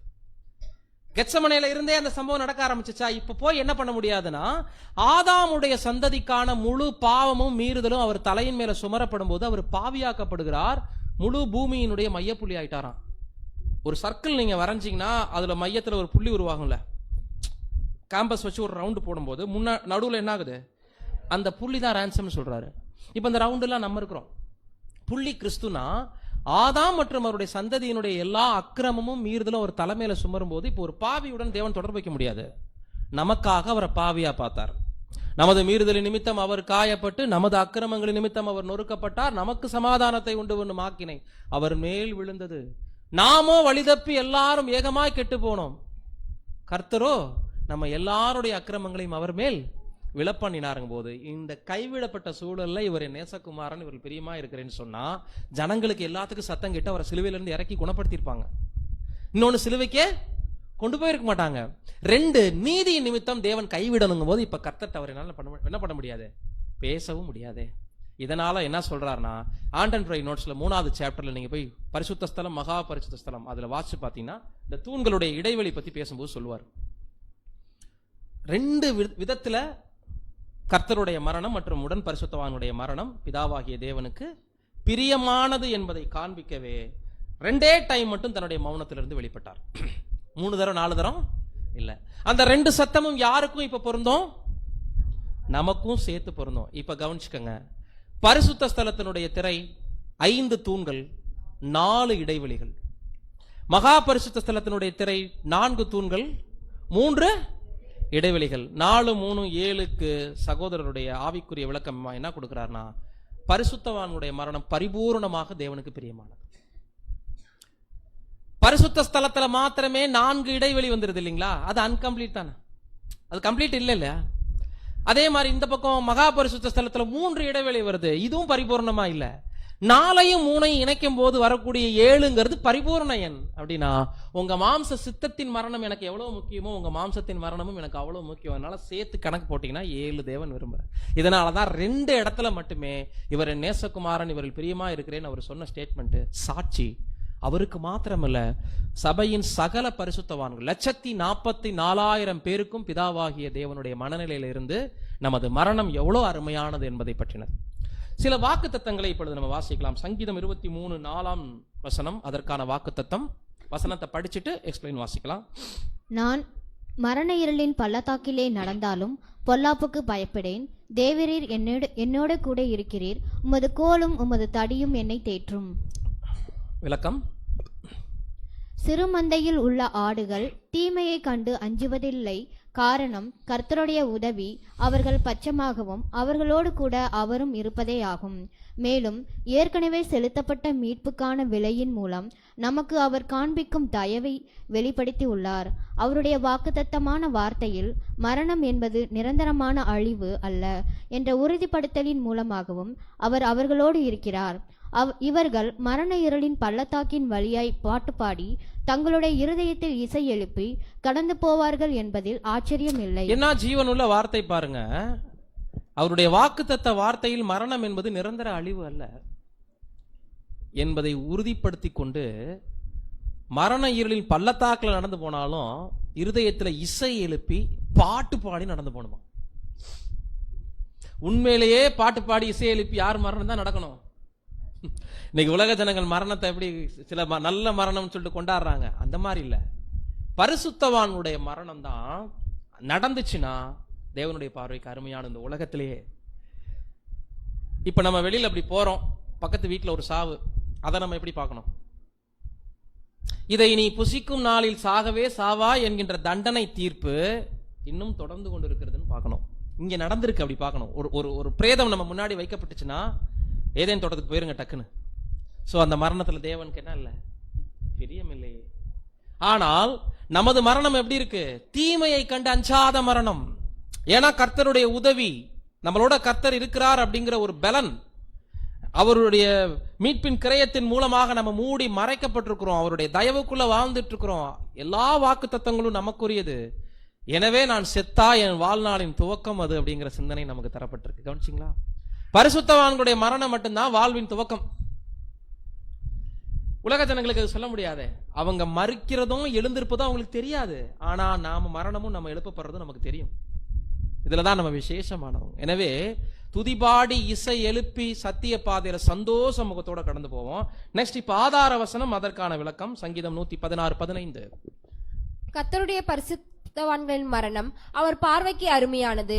இவ்விதமாகவே தங்களுடைய மீட்பின் அடிச்சுவடுகளில் நடந்து கொண்டிருக்கும் அர்ப்பணிக்கப்பட்ட ஜனங்கள் அனைவருக்கும் இருப்பதாக அவருடைய நீதியின் வஸ்திரத்தினால் மூடப்பட்டவர்கள் அனைவரும் பிதாவிற்கு அருமையானவர்கள். மேலும் எவ்வித சூழ்நிலையின் கீழ் இவர்களுடைய மரணம் சம்பவித்திருந்தாலும் அது தற்செயலாய் நடந்தாய் இராமல் அது தெய்வீக அங்கீகரிப்பின் முத்தமாகவும் வரவிருக்கிற உயிர்த்தெழுதலின் ஆசீர்வாதத்திற்குரிய முத்திரையாகவும் உள்ளது. அவருடைய சித்தம் இல்லாமல் இவர்களுடைய தலையிலிருந்து ஒரு மயிர் கூட கீழே விழுவதில்லை. நமக்கான தேவனுடைய நேரம் வரும் வரையிலும் நம்மை தொடுவதற்கு மரணத்திற்கு வல்லமை இல்லை. ரொம்ப ஜீவனுள்ள வாக்குத்தத்தம் இல்லைங்களா? அதனுடைய அட்ரஸ் எல்லாம் பார்த்துக்கங்க. ரீப்ரிண்ட் பக்கம் மற்றும் 6th வால்யூம் பேஜ் நம்பர் எல்லாம் செலக்டிவான வார்த்தைகளை மட்டும் நமக்கு இந்த வாக்குத்தத்தங்களில் கொடுத்துருக்காங்க. இவ்விதமாகவே தங்களுடைய மீட்பரின் அடிச்சுவடிகளில் நடந்து கொண்டிருக்கும் அர்ப்பணிக்கப்பட்ட ஜனங்கள் எல்லோருக்கும் இருப்பதாக, அனைவருக்கும் இருப்பதாக. அவருடைய நீதியின் வஸ்திரங்களால் மூடப்பட்டவர்கள் அனைவரும் பிதாவிற்கு அருமையானவர்கள். கர்த்தர் மாத்திரம் இல்ல, அவருடைய பரிசுத்தவான்கள் எல்லாரும் பிதாவாகிய தேவனுக்கு அருமையானவர்கள். மேலும் எவ்வித சூழ்நிலையில் இவர்களுடைய மரணம் சம்பவித்தாலும் அண்டர்லைன் பண்ணணும்.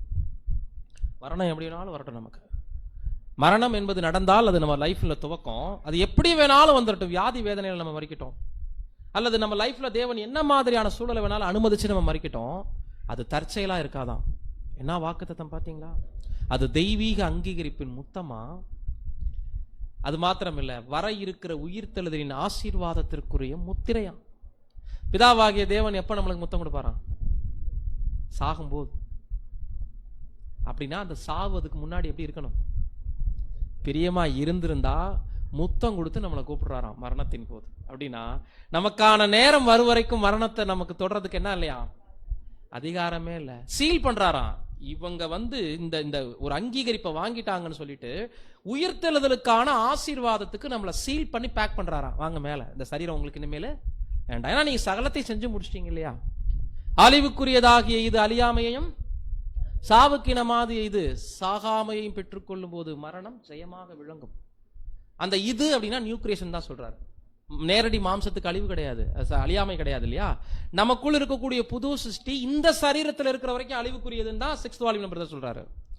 இப்போ அது உயிர்த்தெழுதல்ல பங்கடைஞ்ச பிறகுதான் இனிமே சாவு இல்ல.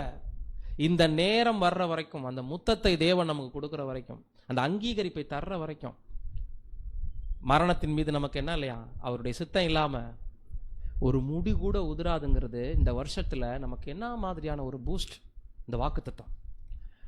என் லைஃப்ல எதுவுமே தற்செயல் இல்லை. என்னைக்காவது யாராவது யோசிச்சிருக்கீங்களா? உண்மையிலேயே நல்லா கவனிச்சிங்கன்னா நம்மளுடைய மதியினத்தால் சில விஷயங்கள் நடந்திருக்கலாம். நமக்கு சில இழப்புகள், ஏமாற்றங்கள் கடந்த ஆண்டுகளில் நடந்திருக்கலாம். ஆனால் நமது உலகத்தில் பிறப்பு முதல், பெயர் சபையில் நம்மளுடைய அழைப்பு முதல், இன்று தெரிந்து கொள்ளப்படுதல் வரைக்கும், இப்ப நம்ம இருக்கக்கூடிய கேதரிங் வரைக்கும், சகோதர ஐக்கியம் வரைக்கும், அன்பு வரைக்கும் எதுவுமே தற்செயல் இல்லைங்க.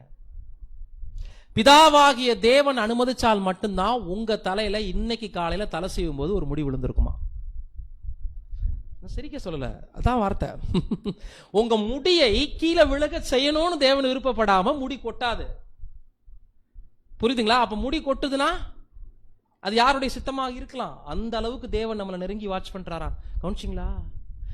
எப்பேற்பட்ட பிள்ளைங்க நம்ம சிஎம் பிள்ளைகள்ல, பிஎம் பிள்ளைகள்ல, அம்பானி பிள்ளைகள்ல, இந்த உலகத்தை உண்டாக்கின ஐஸ்வர்யவானுடைய சின்ன கூட்டமாகிய பிள்ளைங்க.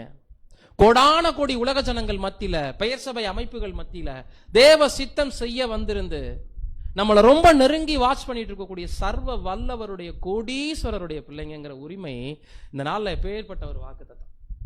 பெயர் சபையில தேவையில்லாத வாக்குத்தத்தங்களை பூரா எடுத்து வச்சுக்கிட்டு இன்னைக்கு கொண்டாடிக்கிட்டு இருக்கிற இந்த நாட்கள்ல உங்க மரணமும் எனது மரணமும் தேவனுக்கு பிரியமானதுங்கிறது தான் இன்னைக்கு நமக்கு சந்தோஷம். நீ ஆசீர்வாதமா இருப்பாய், செல்வ செழிப்பா இருப்பாய், நீ போற இடமெல்லாம் உனக்கு ஆசீர்வதிக்கப்படும், உன்னை வாளாக்காம தலையாக்கு. சம்பந்தம் இல்லாத அட்டைகளை வச்சுக்கிட்டு இன்னைக்கு சுத்திட்டு இருப்பாங்க. ஆபிரகாமு கொடுத்த வாக்குத்தத்தம் என்னோடதுன்னு சொல்லிட்டு சுத்திட்டு இருப்பாங்க. யோனாக்கு கொடுத்த வாக்குத்தத்தை தூக்கிட்டு வந்துட்டு இருப்பாங்க. மோசே கொடுத்த வாக்குத்தத்தை எடுத்துட்டு வைப்பாங்க. உங்களுக்கும் எனக்கும் இதாங்க வாக்குத்தத்தம். மரிக்க வந்தீர்கள், உண்மையாக மரித்தோமானால் தேவன் முத்தம் கொடுத்து ஒரு நாளை கூப்பிடுவாரு. அது மரணத்தின் துவக்கம், அழியாமை ஜீவனுடைய ஆரம்பமாக இருக்கும். தலையில ஒரு முடி கூட உதிராது. குறிப்பாக நமக்கான நேரம் வரும் வரையும் நம்மை தொடுவதற்கு மரணத்திற்கு என்ன இல்லையா? உலகத்துக்கு அப்படி இல்லைங்க. பசங்க அப்படி வீலிங் பண்ணா மரணம், ட்ரெயின்ல நின்று இப்படி காலை ஆட்டிட்டு போனா மரணம், பைக்ல போனாலும் மரணம், வீட்டுக்குள்ள படுத்திருந்தாலும் மரணம். பாம்பு வந்து கடிச்சு சாவு நடக்குது, விபத்து மரணம், வியாதிப்பட்டு மரணம், கொலை நடக்குது, கொள்ளை நடக்குது, எல்லாம் நடக்குது. ஏன்னா அந்த ஜீவன்கள்ல எதுலையுமே தேவன் எப்படி பார்த்துட்டாருன்னா விட்டுட்டார், அவ்வளவுதான். 6th வால்யூமில் சொல்கிற மாதிரி இந்த ஆராய்ச்சி கூடங்களில் பிரேதங்களை எல்லாம் போட்டு அதில் உயிரோடு இருக்கக்கூடிய மனுஷர்களையும் படுக்க வச்சு அந்த ரத்தம் கொஞ்சம் கொஞ்சமாக வடிஞ்சிட்டு இருக்குன்னு சொல்கிற உதாரணங்கள்லாம் கொடுப்பாரு. அந்த பீதியிலே அந்த மனுஷன் செத்துருவான். சரி, ஏன் தேவன் இப்படி சிலர் இருதயத்தை கடினப்படுத்துறாரு? ஏன் யார் மேலேயோ இரக்கமா இருக்கிறாரு? ஏன் யாரையோ இப்படிலாம் பண்றாருன்னு கேள்வி கேட்கும்போது பிரதர் அழகா அங்க சொல்லுவார், ஏதேனின் தீர்ப்புல எல்லாரும் மரண தண்டனை கைதிகள் தான், எப்படியும் சாக தான் போறாங்க. அவருடைய ஆராய்ச்சிக்கு கொஞ்சம் பயன்படுத்திக்கிறார், அவ்வளவுதான். ஆனா இன்னைக்கு நம்ம விஷயத்துல அந்த மரணம் அப்படியானது இல்லை. உங்களே என்னையும் டெஸ்ட் பண்றதுக்கு தேவன் அனுமதிக்கவே போறதில்லை. உங்க லைஃப்ல என் லைஃப்ல மரணம் சம்பவிச்சால் அது பிதாவாகிய தேவனுடைய அங்கீகரிப்பாகவும் முத்தமாகவும் இருக்கணும். இருக்கும்னா அதை நம்ம தான் மாத்தி காட்டணும். இருக்கணும் அப்படின்னா நம்ம முயற்சி செய்யணும். அதற்கான நேரம் வர வரைக்கும் மரணம் நம்மளை வந்து பிரிக்காது. அப்படி மறிச்சால் நம்ம மரணத்தை குறித்து யார் சாட்சி கொடுக்கணும்? யார் கொடுத்தா? கர்த்தருக்கு. இவர் நேசகுமாரன் அப்படி தேவன் கொடுக்கணும். அதுக்கு முன்னாடி யார் கொடுக்கணும் தெரியுங்களா? யார் கொடுக்கணுங்க? நம்ம முதல்ல நாமளே கொடுத்துக்கணும். நல்ல போராட்டத்தை போராடினேன், ஓட்டத்தை முடித்தேன், விசுவாசத்தை காத்து கொண்டேன்னு சபை வாய்ப்புக்கு ஓடி மறிக்கிறவங்க சொல்லிட்டு சாவாங்களாம். இதாங்க விட்னஸ். கண்டுபிடிக்க முடியாமலாம் இருக்காது அவங்க மரணம். நல்லா நான் ஓட்டத்தை முடிச்சிருக்கிறேன் பவுல் மாதிரி சொல்லி சாவாங்க. குழப்பமே வராது. செயின்ட் மரணம் என்ன ஆகாதுங்க? குழப்பம் வராது. அதை பிதாவாகிய தேவன் அங்கீகரிச்சதையும் அதுல உணரலாம். நாமளும் பார்த்துட்ட சாட்சி மூலமாகவும் அதை கண்டுபிடிக்கலாம். புரியுதுங்களா? ஆனால் உணர்ச்சி வசத்தால் நடைபெறக்கூடிய மரணம், இன்னும் சொல்ல போனா சிலர் உடன்படிக்கையவே புரிந்து கொள்ளாமல் பண்ணியிருப்பாங்க. அவங்க கூட நம்மளோட டிராவல் பண்ணுவாங்க, பொதுவான உயிர்த்தலில் வருவாங்கன்னு கூட கருத்தை சொல்றாரு 6th வால்யூம் பிரதர். அப்ப அதெல்லாம் நம்ம என்ன சொல்றது? எனவே கணக்கு வழக்கில் இல்லாத மரணங்களை இன்னைக்கு நம்ம பார்க்கல. உண்மையாக உள்ளபூர்வமான அர்ப்பணிப்பை செய்தவர்கள், அனுதினமும் சாகிறேன் என்று பவுல் சொன்னபடி வாழ்கிறவர்கள், கர்த்தர் இயேசு பிதாவுக்கு பிரியமானதை செய்து திருப்திப்படுத்தினது போல திருப்திப்படுத்துறவங்களுக்கு ஒரு மரணம் வரும். அது பிதாவாகிய தேவனுடைய அங்கீகரிப்பாகவும் முத்தமாகவும் இருக்கணும். ஒருவேளை கடந்த வருடத்துல நம்ம எக்ஸ்கியூஸோட இந்த வருஷத்துக்குள்ள பிரவேசித்திருக்கலாம். இந்த வருஷம் நமக்கு இருக்கலாம், இல்லாமையும் இருக்கலாம். எத்தனை நாட்கள் மாதங்கள் தெரியாது. ஒருவேளை இந்த வருடத்தோட நம்மளுடைய ஜீவியம் முடியலாம் என்ற சிந்தையோடு பயணிச்சோம்னா தீவிரமாக அதற்கான முயற்சிகள் நம்ம செய்வோம். இங்கேயே இருந்தரலாம் நினைச்சா ஒண்ணுமே நடக்காது. இந்த வருஷத்தை தாண்டக்கூடாது. உண்மையிலேயே உடன்படிக்கை பண்ண ஒவ்வொரு பரிசுத்தவான்களும் பாஸ் ஓவர்ல தீர்மானிக்கிறது என்னவா இருக்குன்னு தெரியுங்களா? வருஷம் பாஸ் ஓவர் ஆசரிக்கணுங்கிற சிந்தை இருக்கக்கூடாது. அடுத்த வருஷம் நம்ம இங்க இருக்கக்கூடாதுங்கிற மனநிலை தான் சரியானது. ஏன்னா ஜாஸ்தி பிதாவுக்கு பிரியமானதை செய்யறவங்க பூமியிலே இருக்க விருப்பப்பட மாட்டாங்க. அப்போ நான் 10 வருஷம் 20 வருஷம் ட்ரூத்ல இருக்கிறேன், 50 வருஷம் இருக்கிறேன், பிறப்பிலேயே நான் பைபிள் ஸ்டூடெண்ட்லாம் சிலர் சொல்லுவாங்க. அது பெருமைக்குரிய விஷயம் இல்லை. அவங்க பிதாவாகிய தேவனை பிரியப்படுத்துறதுல ரொம்ப தளர்ந்து போனவர்கள்னு அர்த்தம். ஸ்தேவானை போல நம்மளுடைய லைஃப் பிரியமா இருந்துச்சுன்னா மரணம் எளிமையாக வந்து நம்மளை பிரிக்கும். தேவனுடைய அனுமதியுடன் முத்தமாக அங்கீகரிப்பாக காணப்படும். அவ்விதமாக பிதாவாகிய தேவனுக்கு பிரியமான ஒரு மரணத்தை இந்த வருஷத்தில் நாம் முயற்சி செய்து பெற்றுக்கொள்வதற்கு பிதாவாகிய தேவன் கர்த்தராகிய இயேசு கிறிஸ்துவின் மூலம் நாம் ஒவ்வொருவருக்கும் கிருபை செய்வாராக. வசனங்களை பொறுமையுடன் கேட்ட உங்கள் யாவரையும் தேவன் தாமே ஆசீர்வதிப்பாராக. ஆமென்.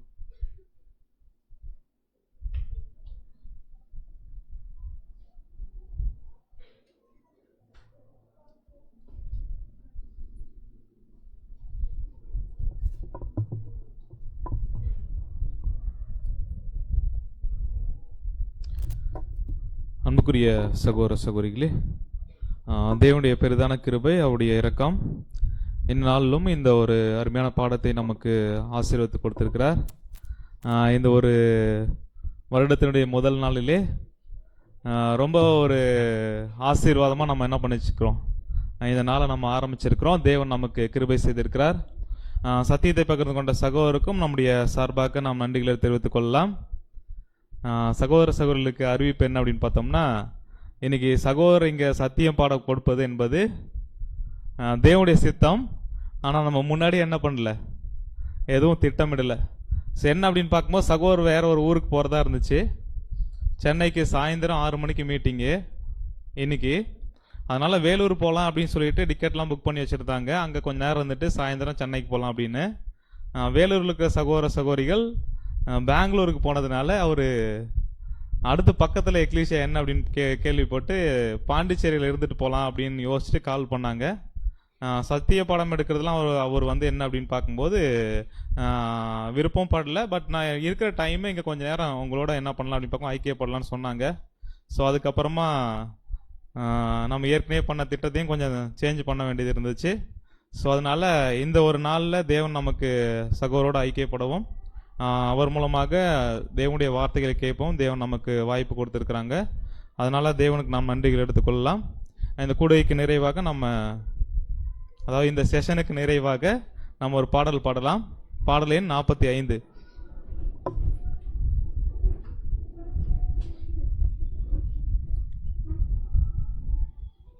பாடல் எண் 45 நான் பிரமித்து என்ற பாடலை நம்ம எல்லோரும் சேர்ந்து பாடுவோம்.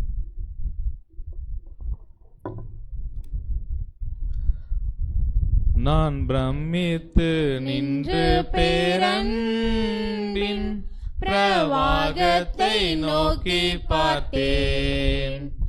என் உள்ளத்தில் மெய் சமாதானம் சம்பூரணமாயடைந்தேன். மாதூய உதிரத்தால் என் பாவம் நீங்க கண்டேன். மீட்பரின் ரட்சிப்பினால் நான் ஆறுதல் கண்டடைந்தேன். முன்னாளில் இவ்வாறுதல் காண ஓயாமல் பிரயாசப்பட்டேன். விண்முயற்சி நீங்கின போதோ என் மீட்பரால் அருள் பெற்றேன். மாதூய உதிரத்தால் என் பாவம் நீங்க கண்டேன். மீட்பரின் ரட்சிப்பினால் நான் ஆறுதல் கண்டடைந்தேன். நான் அவரை தியானிக்கும் தியானம் இனிமையாயிருந்திடும். பரிசுத்த நாமத்தை தேடும் இருதயம் மகிழ்ந்திடும். மாதூய உதிரத்தால் என் பாவம் நீங்க கண்டேன். மீட்பரின் ரட்சிப்பினால் நான் ஆறுதல் கண்டடைந்தேன். என் நேரமும் புண்ணியநாத என் பக்கத்தில் விளங்குவார். தன்முகத்தின் அருள் பிரகாசம் என் பேரிலே வீச செய்வார். மாதூய உதிரத்தால் என் பாவம் நீங்க கண்டேன். மீட்பரின் ரட்சிப்பினால் நான் ஆறுதல் கண்டடைந்தேன்.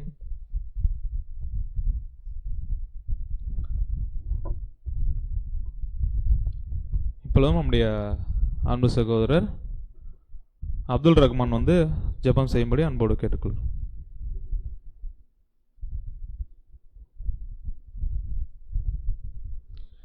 ஜெபம் செய்வோம். இரக்கமும் உருக்கமும் நீடிய சாந்தமும் மகா கிருபையும் உள்ள எங்கள் அன்பின் பரலோக பிதாவே, அப்பாவும் ஒருவருக்கே சகல துதி கன மகிமையாவற்றையும் உம்முடைய குமாரனாகிய இயேசு கிறிஸ்துவின் இந்த மத்தியில் இந்த காலவேளை எடுக்கிறோம். தேவனே இந்த புதிய வருடத்தையும் தந்து சகோதர சகோதரிகளை ஒன்று சேர்த்து உம்முடைய மாபெரும் சத்தியத்தை கேட்க நீர் தந்த மாபெரும் கிருபைக்காக உமக்கு கோடான கோடி நன்றி தேவனே. அப்பா, இது நாள் வரை நடத்தின உம்ம சுத்த கிருபைக்காக உமக்கு நன்றி தேவனே. இனி வரும் காலங்களிலும் அப்பா எங்களுடைய ஆவி ஆத்மா சரீரத்தை உம்முடைய பரிசுத்த கரத்தில் ஒப்புக் கொடுக்கிறோம் தேவனே. எங்களுடைய சித்தத்தின் படி அல்லப்பா, எங்கள் ஒவ்வொருவருடைய மரணமும் அப்பா உமக்கு பிரியமான உமக்கு சுகந்த வாசனையாக அது இருக்க அதற்கேற்றபடி வாழ்க்கையை நாங்கள் வாழ ஒவ்வொரு நாளும் அந்த பலியன் ஜீவியத்தில் அப்பா உம்முடைய குமாரனுடைய அடிச்சுவடுகளை பின்பற்றி நடந்து வர நீர்தாமே கிருபை தெரிவராக தேவனே. அப்பா, இந்த நாளிலும் உம்முடைய சத்தியத்தை கேட்க நீர் தந்த கிருபைக்காக உமக்கு நன்றி தேவனே. இந்த சிறு ஜெபத்தை இரட்சகரும் மீட்பரும் உம்முடைய குமாரனாக இயேசு கிறிஸ்துவின் நாமத்தில் ஏறடிக்கிறேன் ஜீவனுள்ள நல்ல தந்தையே, ஆமீன். அன்பு சகோதர சகோதரிகள் அப்படியே 2 நிமிடம் உட்காரும்படி அன்போடு கேட்டுக்கொள்கிறோம். ஸோ இந்த ஒரு நாள் கூடுகையில் முதலாவது ஒரு செஷன் நிறைவடைகிறது. அறிவிப்பு என்ன அப்படின்னு பார்க்கும்போது வழக்கமாக நடக்கக்கூடிய நாளைக்கு வியாழக்கிழமை கூடுகை என்ன பண்ணோம் நடைபெறும். வருகிற சண்டே வந்து என்ன இருக்குது அப்படின்னு பார்க்கும்போது ஆராதனை முடிந்த பிறகு சபையினுடைய அலுவல் கூட்டம் பிஸ்னஸ் மீட்டிங் இருக்குது. ஸோ அதுக்காக நீங்கள் ஆயத்தமாகும்படி அன்போடு கேட்டுக்கொள்கிறோம். ஸோ அடுத்து என்ன அறிவிப்பு அப்படின்னு பார்க்கும்போது இப்போ பிரேக் வந்து எவ்வளோ நேரம் அப்படின்னு பார்த்தோம்னா ஒரு 20 நிமிஷம். 11:25க்கு நீங்கள் என்ன பண்ணலாம், பிரேக் முடிச்சுட்டு வந்துடுங்க. 11:30க்கு கரெக்டாக நம்ம என்ன பண்ணணும் 11:30க்கு ஸ்டார்ட் பண்ணலாம் அடுத்த ஒரு செஷனை. ஸோ நம்ம ஏற்கனவே தீர்மானித்தபடி 1 கொரிந்தியர் 13ஆம் அதிகாரத்தினுடைய கலந்தாய்வு என்ன பண்ணோம் நடக்கும். அதுக்கப்புறம் லஞ்ச் இருக்குது. லஞ்சு முடிச்சதுக்கப்புறம் சாட்சி கூடுகை இருக்குது. ஸோ இது எல்லாம் முடிஞ்சதுக்கப்புறம் இந்த கூடுகை என்ன பண்ணோம் நிறைவு பெறும் என்பதை சகோதர சகோதரர்களுக்கு அன்போடு என்ன பண்ணுறோம் அறிவிக்கிறோம். யாரும் என்ன பண்ண வேண்டாம் அப்படின்னு பார்க்கும்போது இந்நாளுக்குரிய ஆசீர்வாதத்தில் பங்கு கொள்ளாமல் போயிட வேண்டாம். ஸோ இப்போ நம்ம பிரேக் என்ன பண்ணலாம் போகலாம்.